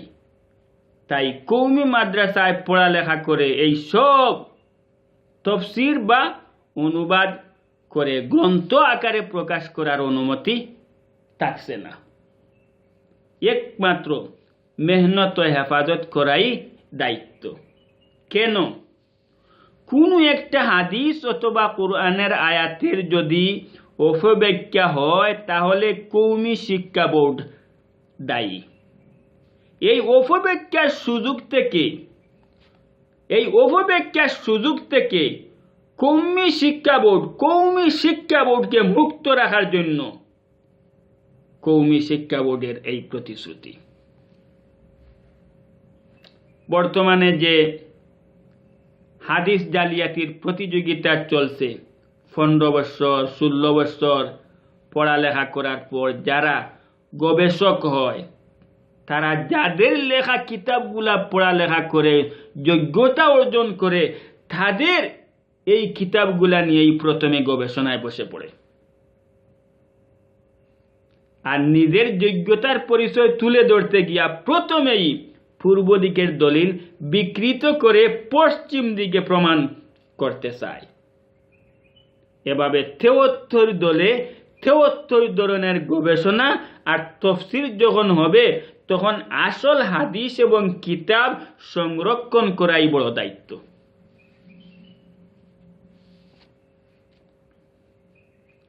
দলিল নম্বর 15। হাদিস এবং কুরআন গ্রন্থ আকারে তফসির ছাড়া বা অনুবাদ ছাড়া বাদ বাকি যত মাসলা মাসাইল এবং ধর্মীয় বই পুস্তক আছে, কোরআন হাদিসের দলিল দ্বারা লেখার অনুমতি আছে। এমনকি 40টা হাদিস অথবা 40টা আমলের কয়েক পৃষ্ঠার ছোট্ট একখানা বই প্রকাশ করিতে হলে কোরআন হাদিসের দলিল দ্বারা লিখতে হবে। এইসব মাসলা মাসাইল ও ধর্মীয় বই পুস্তক একই নামে একই বিষয়ে একাধিক লেখকের গ্রহণ করা হবে না, একে অপরের ক্ষতি বা প্রতিহিংসা না হওয়ার জন্য। কওমি শিক্ষা বোর্ডের মাধ্যমে এই সব বই পুস্তক যাচাই বাছাই করে যেসব বই পুস্তক গ্রহণ করা হবে, শিক্ষা বোর্ড ছাপার অনুমতি দিবে। তবে কোরআন হাদিসে যেসব জীবন ইতিহাস পাওয়া যায়, এই সব খণ্ড খণ্ড, তাই এই সব গবেষণায় রসাল করে পুস্তক আকারে ছাপার অনুমতি থেকে বিরত থাকবে। এইসব বই ব্যবসায়ী দ্বারা যে বিভিন্ন ঘটনাকে, বিভিন্ন ইতিহাসকে রূপান্তর করে, রসাল করে, খুব সাজসজ্জা করে তৈরি করে একটা বই, লেখকে হেডিংয়ে দিয়া দিল, এই আমি প্রথম এই বইটা অনুবাদ করেছি, গবেষণা করেছি। এগুলো হইল বই ব্যবসায়ী দ্বারা তাদের কাজ। এইসব বই থেকে কওমি শিক্ষা বোর্ড বিরত থাকবে। এরপরে দলিল নম্বর 16। কওমি মাদ্রাসার প্রথম থেকে শেষ পর্যন্ত যা বই পুস্তক পড়ালেখা হয়, এই সব বই পুস্তক অর্থসহ আধুনিক এবং কোরআন হাদিসের সাথে মিল রেখে প্রত্যেক কওমি উলামা লেখার অনুমতি থাকবে। তবে এই সব বই পুস্তক চিরস্থায়ীভাবে মাদ্রাসায় গ্রহণ করা হলে অন্যান্য লেখক ব্যক্তি বঞ্চিত থাকবে। তাই চিরস্থায়ী না করে সময় সময় পরিবর্তন করে অন্যান্য লেখককে লেখার সুযোগ দিতে হবে। কওমি শিক্ষা বোর্ডের মাধ্যমে এই সব বই পুস্তক যাচাই বাছাই করে যেসব বই পুস্তক গ্রহণ করা হবে, শিক্ষা বোর্ড ছাপার অনুমতি দেবে। দলিল নম্বর 17। কওমি মাদ্রাসা হোক অথবা কওমি মাদ্রাসার বাইরে হোক, ব্যক্তিগতভাবে কেউ ধর্মীয় মাসলা মাসাইল, ওলিয়া উলিয়াগণের জীবন ইতিহাস এবং ইসলামের নামে কিচ্ছা কাহিনী বা অন্যান্য বই পুস্তক লেখার ইচ্ছা থাকলে কওমি শিক্ষা বোর্ডের কোনো আপত্তি নাই, কিন্তু এইসব বই পুস্তকে কওমি শিক্ষা বোর্ডের নাম বা পরিচয় উল্লেখ করতে পারবে না এবং ব্যক্তিগত লেখা এই বই পুস্তক কওমি মাদ্রাসায় পাঠ্য হিসাবেও গ্রহণ করা যাবে না।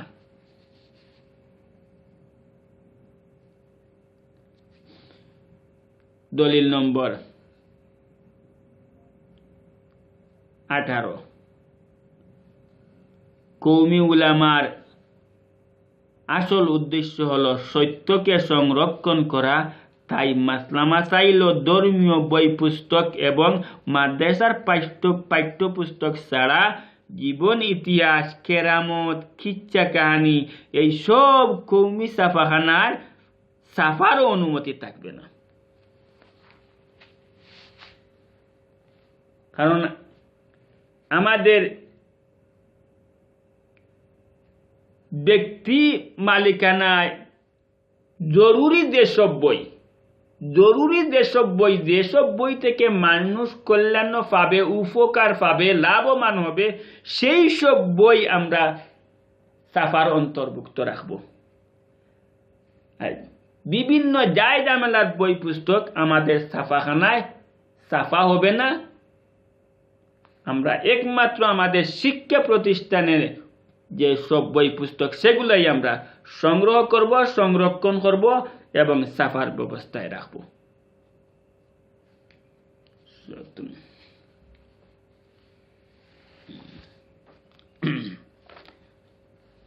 এরপরে দলিল নম্বর 18। মুফতি মুহাদ্দিস এক বিষয় না আলাদা আলাদা বিষয় আমি জানি না। মাদ্রাসার প্রথম থেকে দাওরায়ে হাদিস পর্যন্ত পড়ালেখা করতে পারবে ছাত্রর স্বাধীনতা। বিষয়টা ভালো করে বুঝেন, এখানে জরুরি একটা পয়েন্ট আমার।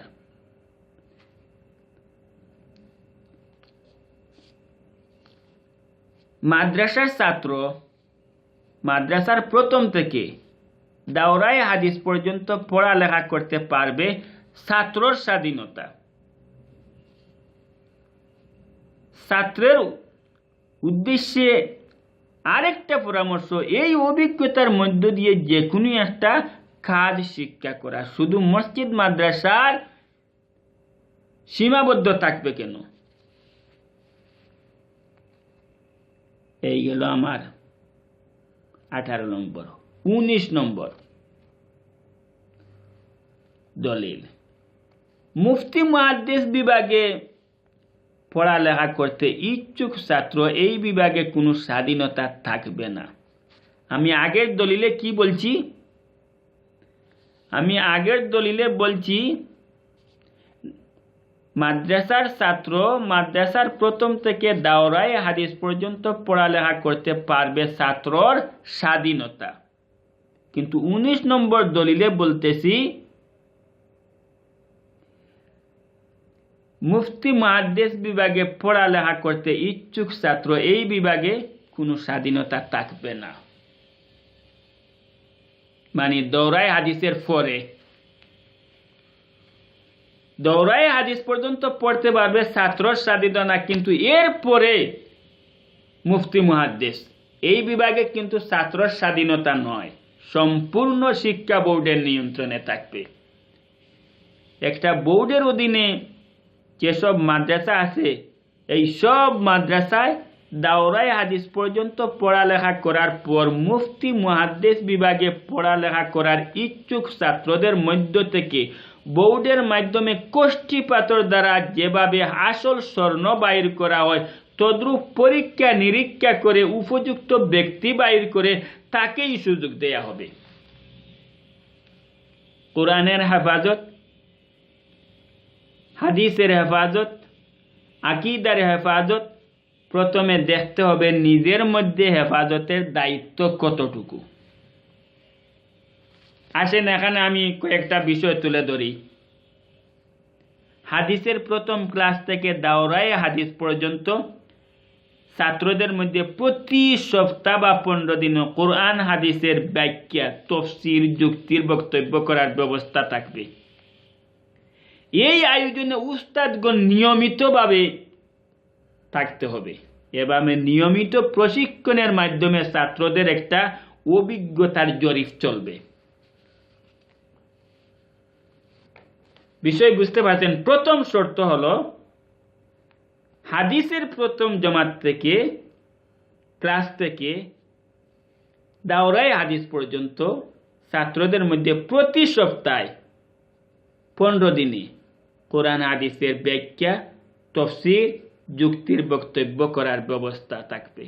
এই আয়োজনে উস্তাদগণ নিয়মিত থাকতে হবে। এভাবে নিয়মিত প্রশিক্ষণের মাধ্যমে ছাত্রদের একটা অভিজ্ঞতার জরিপ চলবে। আচ্ছা, এরপরের বিষয় হলো ভাষা চর্চার গুরুত্ব। এরপরের বিষয় হলো কোরআন হাদিসের মর্যাদা। কারণ অনেকের উদ্দেশ্য আছে কোরআন হাদিস আলিম হব, চাকরি পাবো। অনেকের উদ্দেশ্য আছে আলিম হব, ইলিম বিক্রি করে যে কোনো শর্তের মাধ্যমে আমরা দেখতেছি ইলিম বিক্রি করতেছে।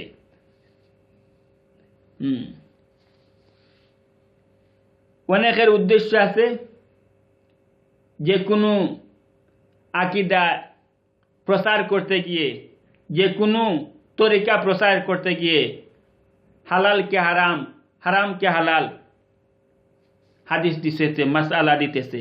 এই কোরআন হাদিসের মর্যাদা। এরপর একতরফাওয়াতি জ্ঞানের অধিকারী, তার মাধ্যমে ভুল হয় না, কিন্তু যখন ভুল হয় তখন মারাত্মক ভুল হয়। আর একতরফা অতি জ্ঞানহীনের অধিকারী, যে অতি মেহনতের মাধ্যমে, অতি পরিশ্রমের মাধ্যমে শিক্ষা অর্জন করে, তার মাধ্যমে ভুল হয় না, কিন্তু যখন ভুল হয় মারাত্মক ভুল হয়। আচ্ছা, দক্ষতা অনেক, কথা বলার যোগ্যতা নাই। এরপর কথা বলার যোগ্যতা অনেক, কিন্তু দক্ষতা নাই, কলম ধরার ক্ষমতা নাই। এরপরে দায়িত্বহীন, এরপরে তাকওয়া, এরপরে লোভ লালসায় জ্ঞান বিক্রি করা, লিপসা লালসা, অর্থের লোভে, স্বার্থের লোভে জ্ঞান বিক্রি করা। চলাফেরা আলিমের মর্যাদাহীনতা। একজন আলিম পোশাক সাজসজ্জা কেমন, মাদ্রাসার উপস্থিতি, কথাবার্তার মেজাজ। আলিমের দায়িত্ব হক বাতিল জাতিকে অবগত করা, কোন ধরনের নাশকতা সৃষ্টি করে হক বাতিল প্রচার করা নয়। ধৈর্যশীলতা, প্রতিহিংসা। কুরআন শুধু ধর্ম পালনের নয়, সব বিষয়ের সমাধান প্রমাণ তুলে ধরা। এরপরে বাংলাদেশে, বিশেষ করে পাকিস্তান থেকে আমদানি করা যত উর্দু বই আছে আর কিছু কিছু আরবি বই আছে, বিশেষ করে পাকিস্তান থেকে আমদানি করা উর্দু বই। আর এইসব উর্দু বই যে অনুবাদ করে, সে বড় অক্ষরে তার 14 গোষ্ঠীর পরিচয় দিয়ে তুলে আমি সর্বপ্রথম অনুবাদ করেছি। আর এই বইগুলা সর্বপ্রথম লুফে নেয় আলিম উলামারা। 14 বছর 15 বছর লেখাপড়া করার পর এই কিতাবের দিকে একটুও লক্ষ্য নাই, হাদিসের দিকে একটুও লক্ষ্য নাই, এই সব আমদানি করা বই পুস্তকের পিছনে দৌড়ায়। কোথায় কি আছে, কি লেখছে, কি আশয় বিষয়, এগুলা দিয়েই কিচ্ছা কাহানি। আর পুরা আলিম সমাজ কলঙ্কিত, পুরা আলিম সমাজ কলঙ্কিত। বড় শক্তভাবে এই নিয়মটা রাখবেন। কোন ভাষা শুধু ইসলামিক নাম দেখলেই, ইসলামিক কোনো মানুষের অথবা মুসলিম কোনো গবেষকের নাম দেখলেই বইটা যে ইসলামিক হয়ে যাবে, ধর্মীয় হয়ে যাবে, এমন কিছু নয়। তার ভিতরে কি আশয় বিষয় কি আছে, এগুলো আমাদের দেখার ব্যাপার। কোনো ছাত্র এই ধরনের বইয়ের পিছনে পড়বে না, এই ধরনের বই নিয়ে গবেষণা করবে না। তোমার গবেষণা কোরআন নিয়ে, তোমার গবেষণা হাদিস নিয়ে, তোমার গবেষণা কিতাব নিয়ে।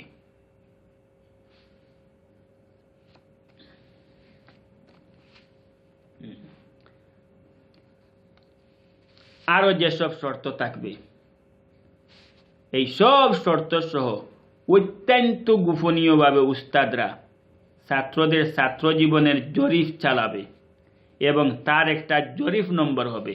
এই জরিপ নম্বর দ্বারা যাদেরকে মানসম্মত পাওয়া যাবে তাদেরকে মুফতি মুহাদ্দিস বিভাগে পড়ালেখা করার সুযোগ দেয়া হবে।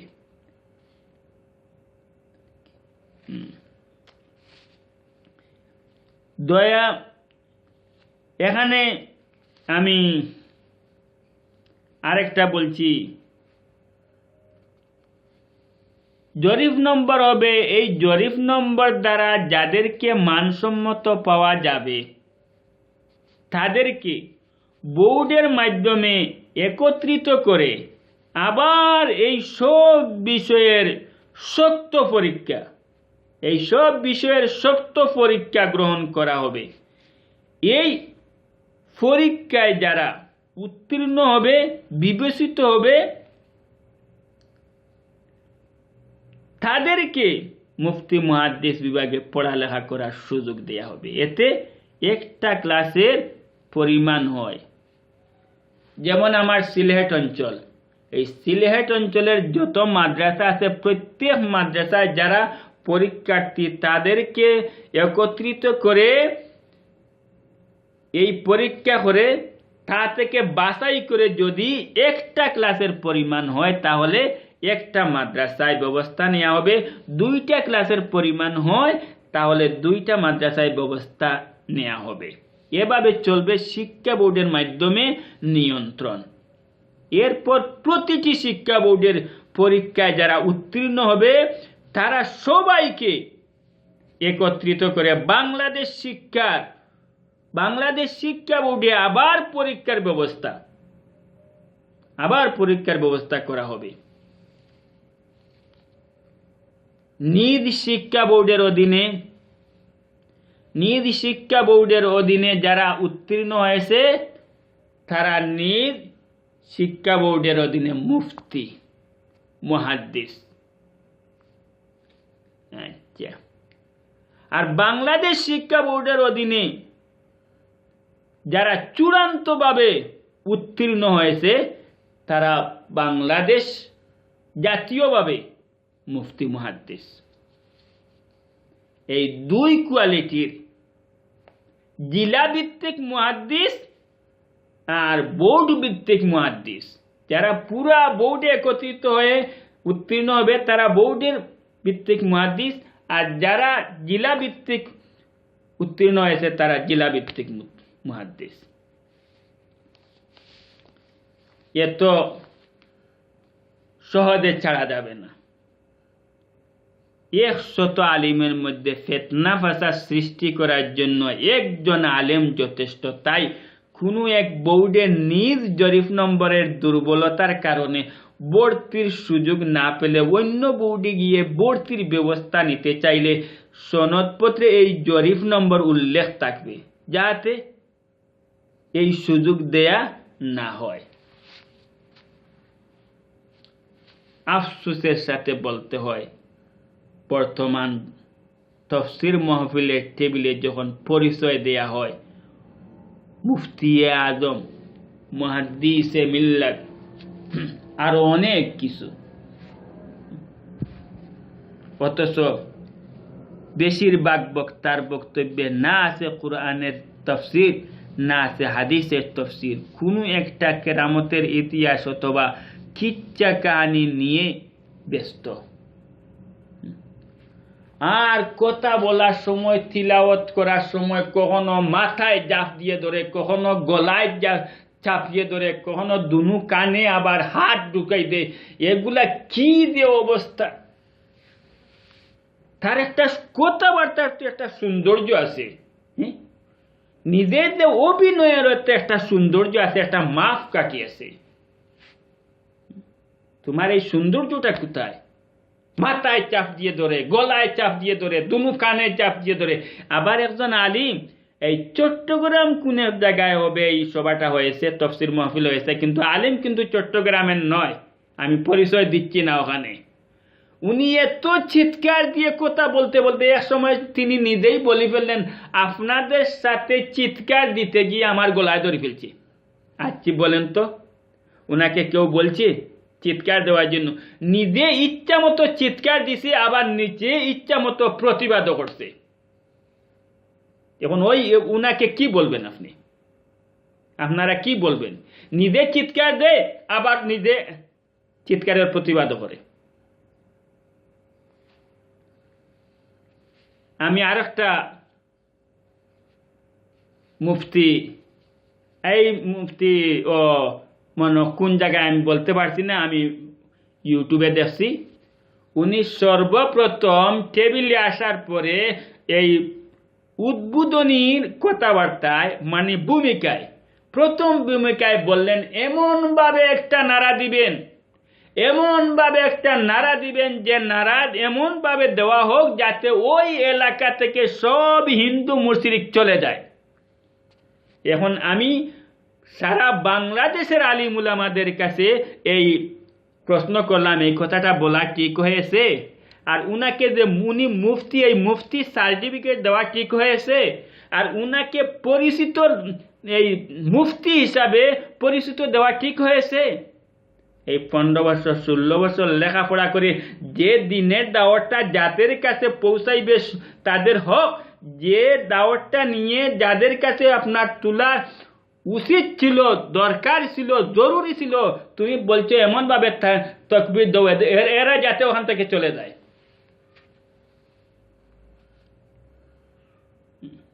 আরেকটা মুফতির কথা বলবো, আমি কেন এই ভিডিওটা করছি। আমাদের অনেক গুড়ামি আছে, আমাদের অনেক দুর্বলতা আছে। আরো মুফতির কথা শুনেন, আমি কোনো মুফতির নাম বলতেছি না, কিন্তু এই সব মুফতি ইউটিউবে আছে।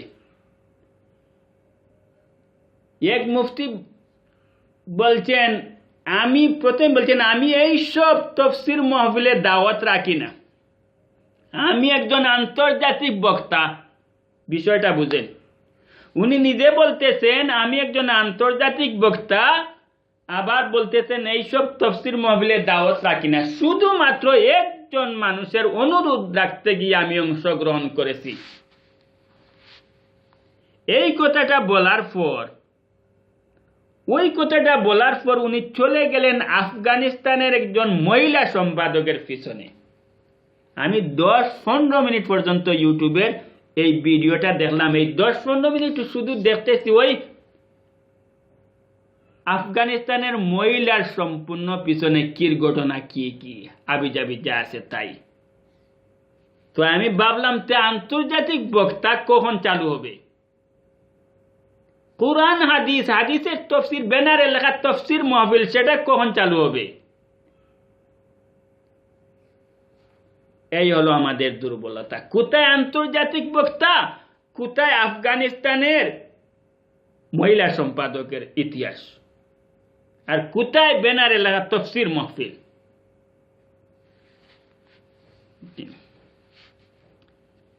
এইসব বক্তব্যের দ্বারা আসলে যারা কোরআন হাদিসের সঠিক তফসির করে থাকেন তাদেরকেও কলঙ্কিত করা হচ্ছে।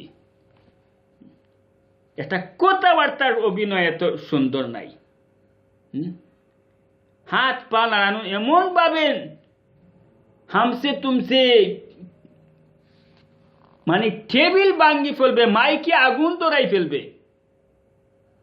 সারা বিশ্ব, আধুনিকতার যুগ আসছে, বর্তমানে সারা বিশ্বের মানুষ ইউটিউবে দেখতে পাচ্ছে, কিন্তু একটা সৌন্দর্যের, ওরা কারা, বিভিন্ন ওরা কারা, ওরা মুসলিম জাতি।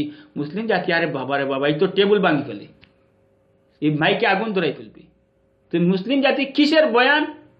যদি আন্দোলনের বয়ান হয় তা তো ঠিক আছে, কিন্তু যখন জানবেন না আন্দোলনের বয়ান না, ওটা তো ধর্মীয় অনুষ্ঠান, তো ধর্মীয় অনুষ্ঠান এরকম, তার সৌন্দর্যটা নাই।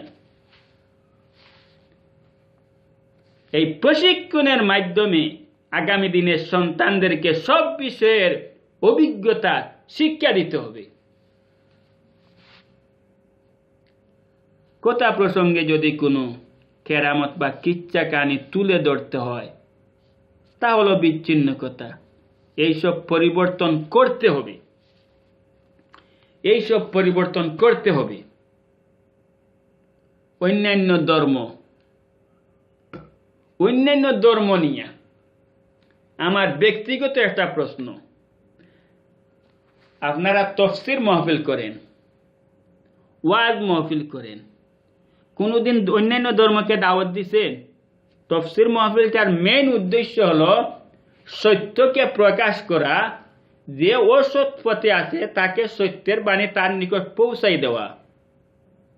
বড় বড়, আমি সব দাওয়াতের সব জায়গার কথা বলছি না, বিশেষ বিশেষ পরিচিত যেসব তফসির মাহফিল হয়, যেসব জায়গায়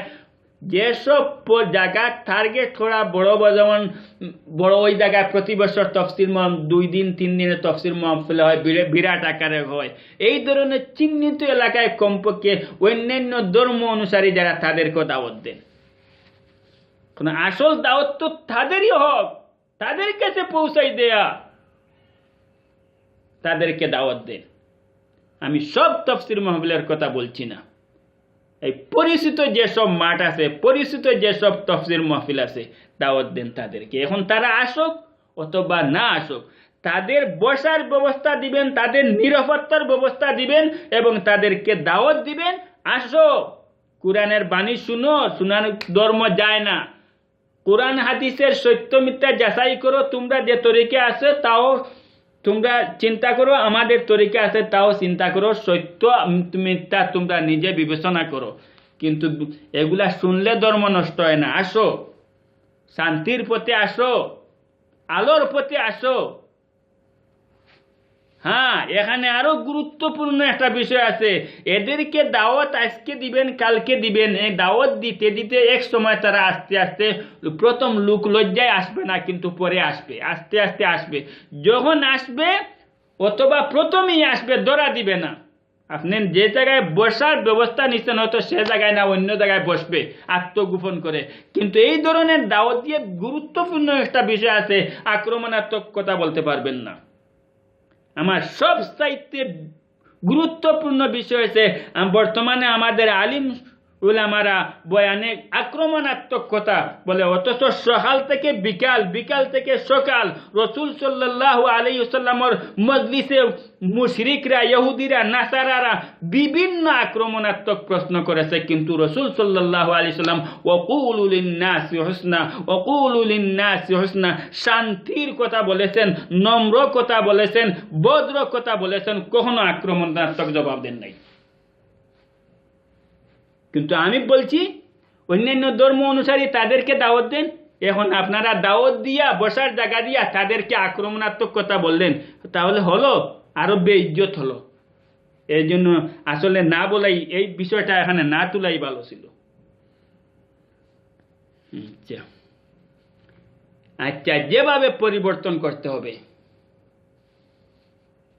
অনেক বিষয় আছে, অনেক বিষয় আছে। আমি কয়েকটা বিষয় এখানে তুলে ধরি, যেমন ওজনে কম, মালে ভেজাল, পরিষ্কার পরিচ্ছন্নতা, সুদ, ঘুষ, চুরি, ডাকাতি ইত্যাদি যত বিষয় আছে।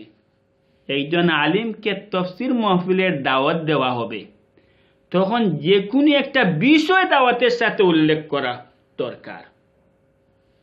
যেমন ওজনে কম, আলিম সাহেব তখন কোরআন হাদিস দ্বারা এই বিষয়ে গবেষণা করে মাহফিলে অংশগ্রহণ করবেন।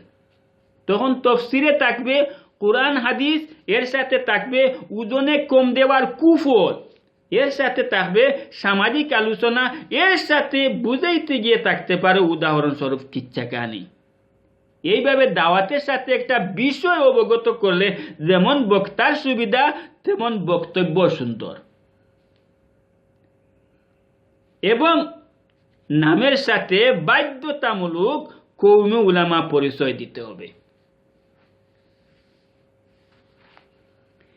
যত তফসির মাহফিল আছে আপনারা এটা চালু করেন। এখন তফসির মাহফিলে তফসির পেশ করবেন কওমি উলামা ফলানা, এই কওমি উলামা দিয়া পরিচয় করে। আমরা ইউটিউবে দেখতেছি, আমরা কে কোন আকিদার, কেউ লাফাইয়া বয়ান করতেছে, কেউ দয় হাত মাথায় মারি বয়ান করতেছে, কেউ আবার ঠান্ডা মাথায় বয়ান করতেছে, কিন্তু কে কোন আকিদার আমরা চিনতে পারছি না।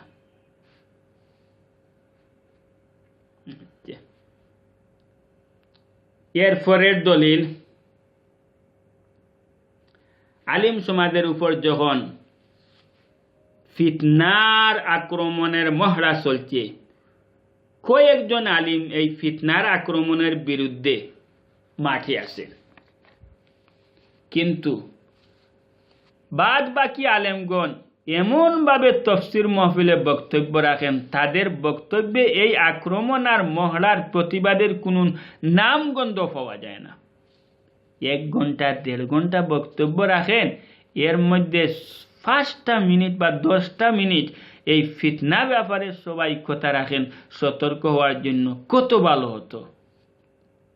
সর্ব অবস্থায় একতার এই অভাব দূর করতে হবে, সর্ব অবস্থায় এই একতার অভাব দূর করতে হবে।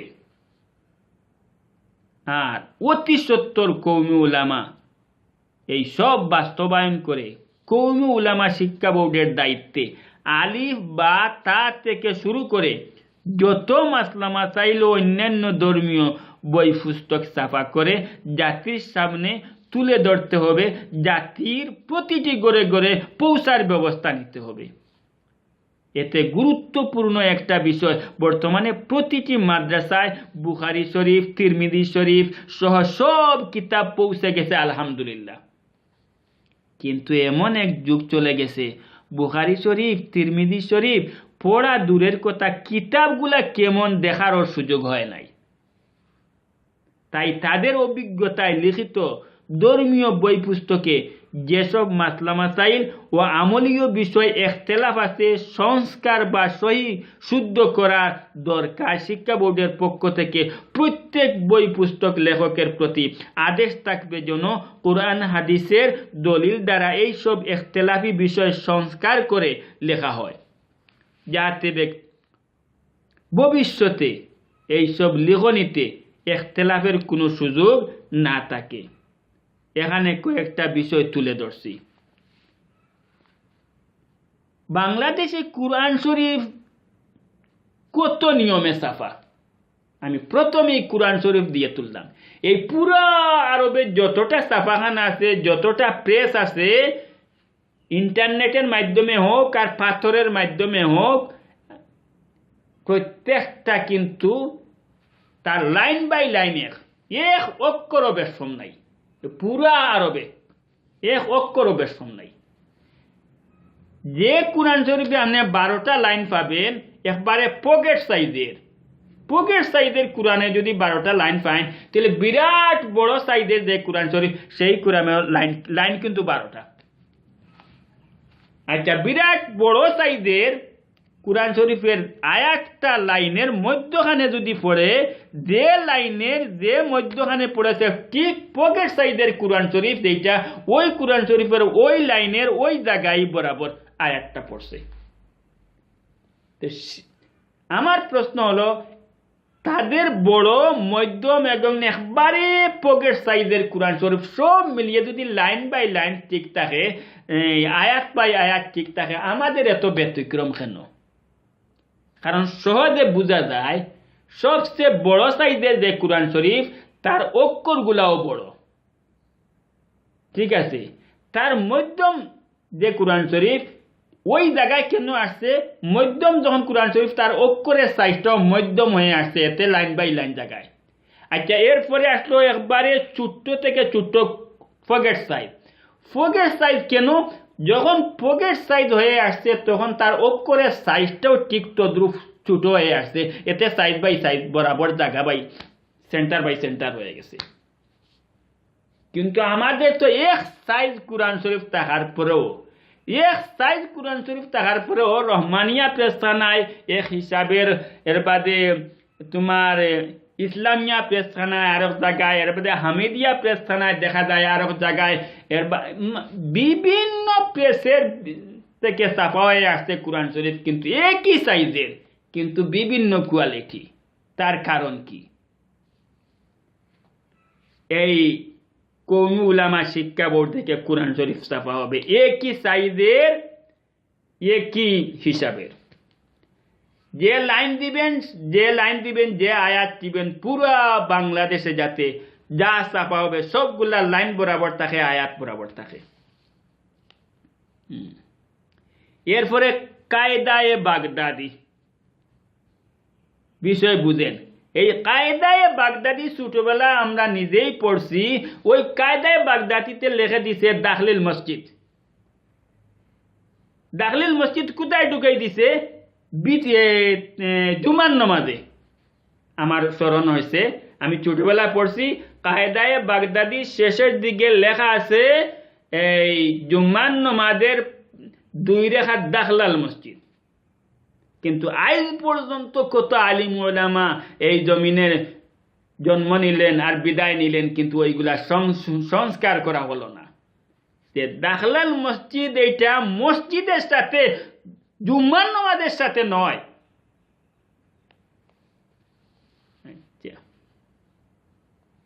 এরপরে রবিউল আউয়াল, রবিউল সানি।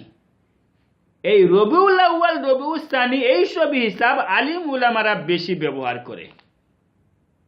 বাংলাদেশের কোন সাধারণ মানুষ এগুলা হিসাব জানেও না, এগুলা বলতেও পারবে না। আলিম উলামাদের কাছে এগুলা ব্যবহার। কিন্তু এই সানি থেকে সালাসা কোনোদিন জন্ম নেওয়াইতে পারে নাই কোনো আলিম, আর এইটা সংস্কার করে জমাদুল আউয়াল জমাদুল আখেরও কোনোদিন সংস্কার করে বসে সাফা করতে পারে নাই। এভাবেই চলছে এভাবে। আমি তুলে ধরছি যে কি পরিমাণ অবহেলিত, আমি এই বিষয়টা তুলে ধরছি। নামাজের ক্যালেন্ডার, এই নামাজের ক্যালেন্ডারও আলিম উলামাদের সাথে সম্পর্ক। কারণ প্রত্যেক মসজিদের ইমাম আলিম, আর আলিম ওই মসজিদের ইমামই সর্বপ্রথম ক্যালেন্ডারে দেখে কত মিনিটে আজান। কিন্তু এই যে 5 মিনিটের যে ব্যবধানটা রেখে 5 মিনিটের ব্যবধান রেখে যে ক্যালেন্ডার ছাপা হয়েছিল যুগ ধরে, তার 14 গোষ্ঠীও মরে গেছে, কিন্তু এই ক্যালেন্ডারের এই সংশোধন করা হয় নাই। 5 মিনিট। যেমন ফজর, আমি বুঝাইতে চাইছি কোন কথা, ফজরের আজান হবে 4:40, এখন পরিবর্তন হবে 4:45, তারপরে পরিবর্তন হবে 4:50, মানে 5 মিনিটের ব্যবধান দিয়া। কিন্তু 5 মিনিট রমজানে তো আর 5 মিনিটের ব্যবধান হয় না, আধা মিনিট 1 মিনিট ব্যবধান হয়। আর আমরা এইসব দেশে দেখছি প্রতি মিনিট অথবা আধা মিনিট যখন যে পরিমাণ সে পরিমাণে তারা তুলে ধরছে, এই 5 মিনিট দিয়ে তারা হিসাব দেয় নাই। মুহাম্মদী পকেট পঞ্জিকা, কত নফল নামাজ আর কত নফল রোজা। আজ পর্যন্ত কোন আলিম উলামা একটা প্রতিবাদও করলেন না যে তোমরা এত নফল নামাজ পাইছো কোথায় আর এত নফল রোজা পাইছো কোথায়। এই ধরনের আরো যত দুর্বলতা আছে এই সব কওমি মাদ্রাসার পক্ষ থেকে সাফাও হয় নাই, অনুমতিও দেয় নাই। কিন্তু দেখা যায় এই সব দুর্বলতা কওমি মাদ্রাসাকে দায়ী করা হচ্ছে। আচ্ছা, এখানে আরো একটা বিষয় না তুললে যেমন সুন্দর হচ্ছে না। এই যে মহিলা বক্তা, ওইটা কোথায় থেকে নাজিল হচ্ছে? ইউটিউবে। আর ওই যে বাচ্চা বক্তা, ছোট ছোট বাচ্চা ও দেখা যায়। ওই মহিলা তো কোরআনের সুন্দর তফসির করে, হাদিসেরও তো তফসির সুন্দর তফসির করে। তাহলে ওই মহিলা জানে একটা মহিলার গলার কণ্ঠস্বর কতটুকু পর্যন্ত দূরে যাবে, কতটুকু পর্যন্ত চড়াইতে পারবে, ওই মহিলা জানে। আর চতুর্দিকে যখন ফিতনার আক্রমণ, তখন এই ছোট ছোট বাচ্চাদের যে তফসির মাহফিলে সবাই বসে কি সুন্দর আনন্দের সাথে শুনছে। আমি এই কওমি শিক্ষা বোর্ডের প্রত্যেকটা কওমি শিক্ষা বোর্ডের সদস্যগণের অনুরোধ, যাতে এই মহিলা বক্তা, এই বাচ্চা বক্তা যাতে এই কওমি শিক্ষা বোর্ড দেখে সুযোগ না পায়। এই কওমি শিক্ষা বোর্ডের প্রতিষ্ঠানে যাতে এই ধরনের কোনো সুযোগ না থাকে, সুবিধা না থাকে বাচ্চা বক্তা আর এই মহিলা বক্তা।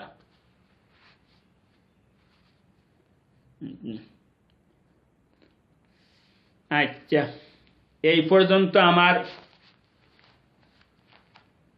শেষ করলাম। কি পর্যন্ত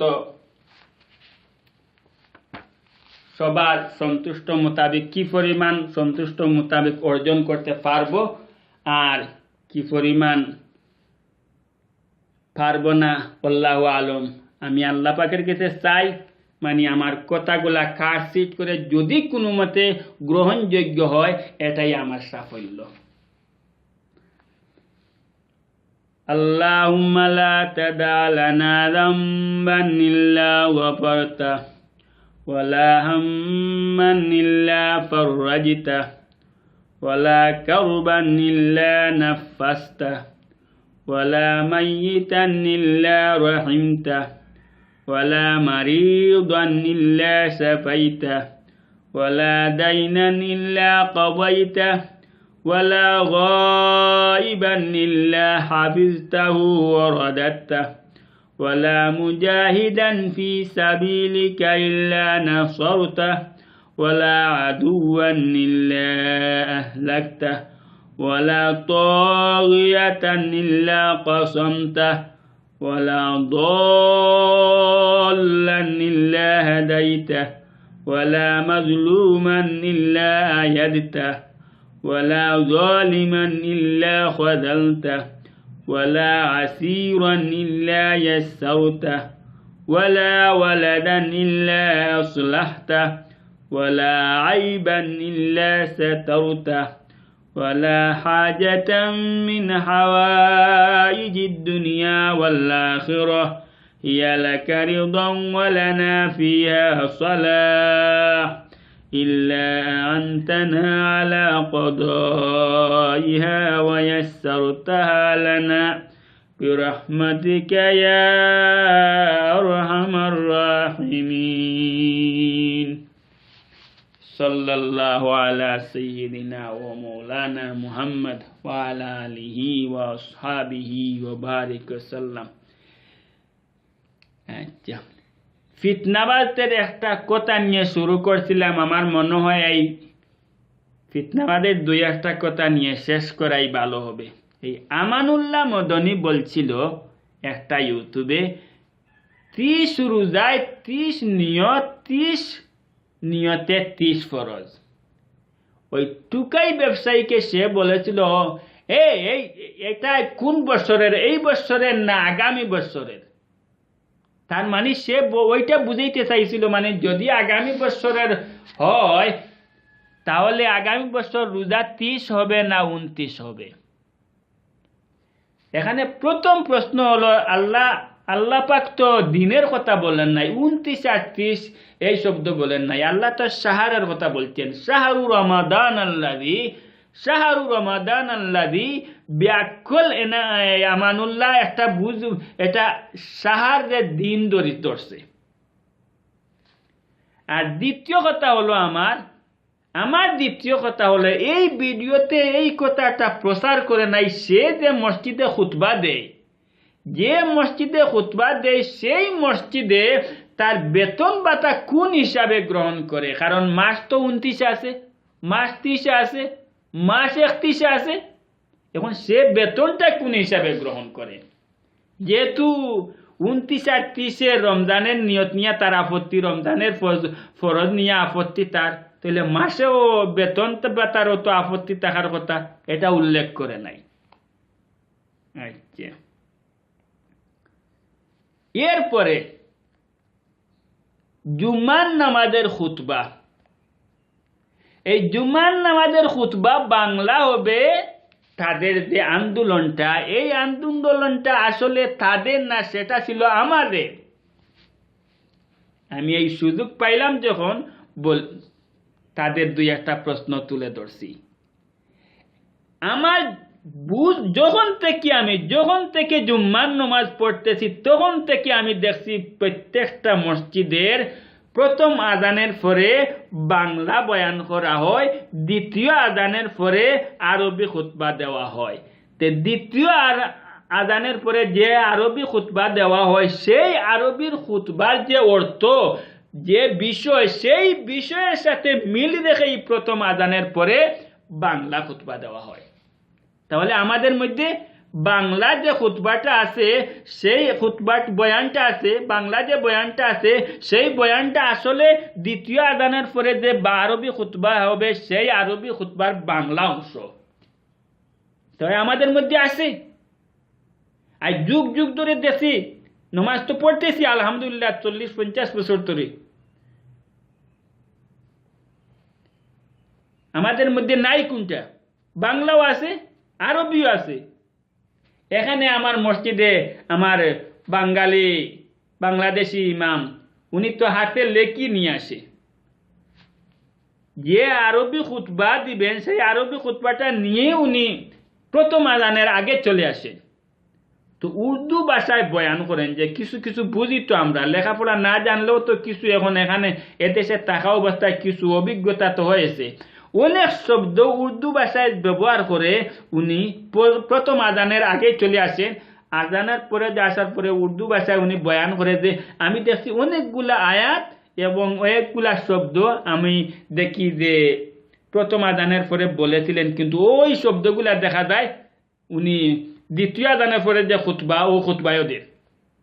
এতে বোঝা গেল উনি যে খুতবা দিবেন, আসল যে খুতবা, সেই খুতবার অর্থই করতেছেন, উনি অনুবাদ করছেন প্রথম আজানের পরে।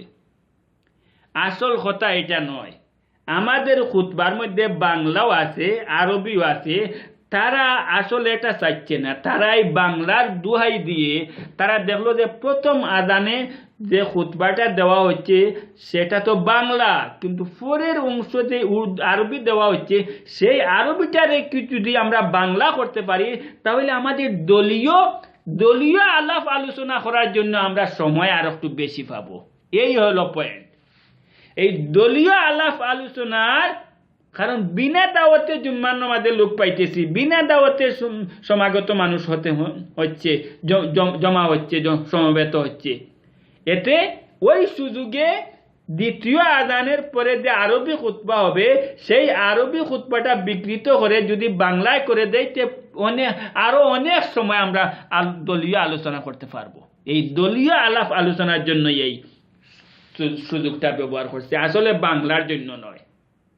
বাংলার জন্য হইলে প্রথম আমাদের কাছে আজ যুগ যুগ ধরে বাংলা আছে, প্রথম আজানের পরে বাংলা বয়ান করা হয়, আর সেই বয়ানটাই হইছে আরবি খুতবার অনুবাদ। যদি কোনো ভুল ভ্রান্তি হয় মাফ করবেন, বেয়াদবি হয় মাফ করবেন। আর বিষয়গুলা আশা করি আলিম ওলামারা একটু চিন্তা ভাবনা করে দেখবেন, এরকম একটা সুন্দর প্রতিষ্ঠানের জাতির কাছে তুলে ধরা যায় কিনা।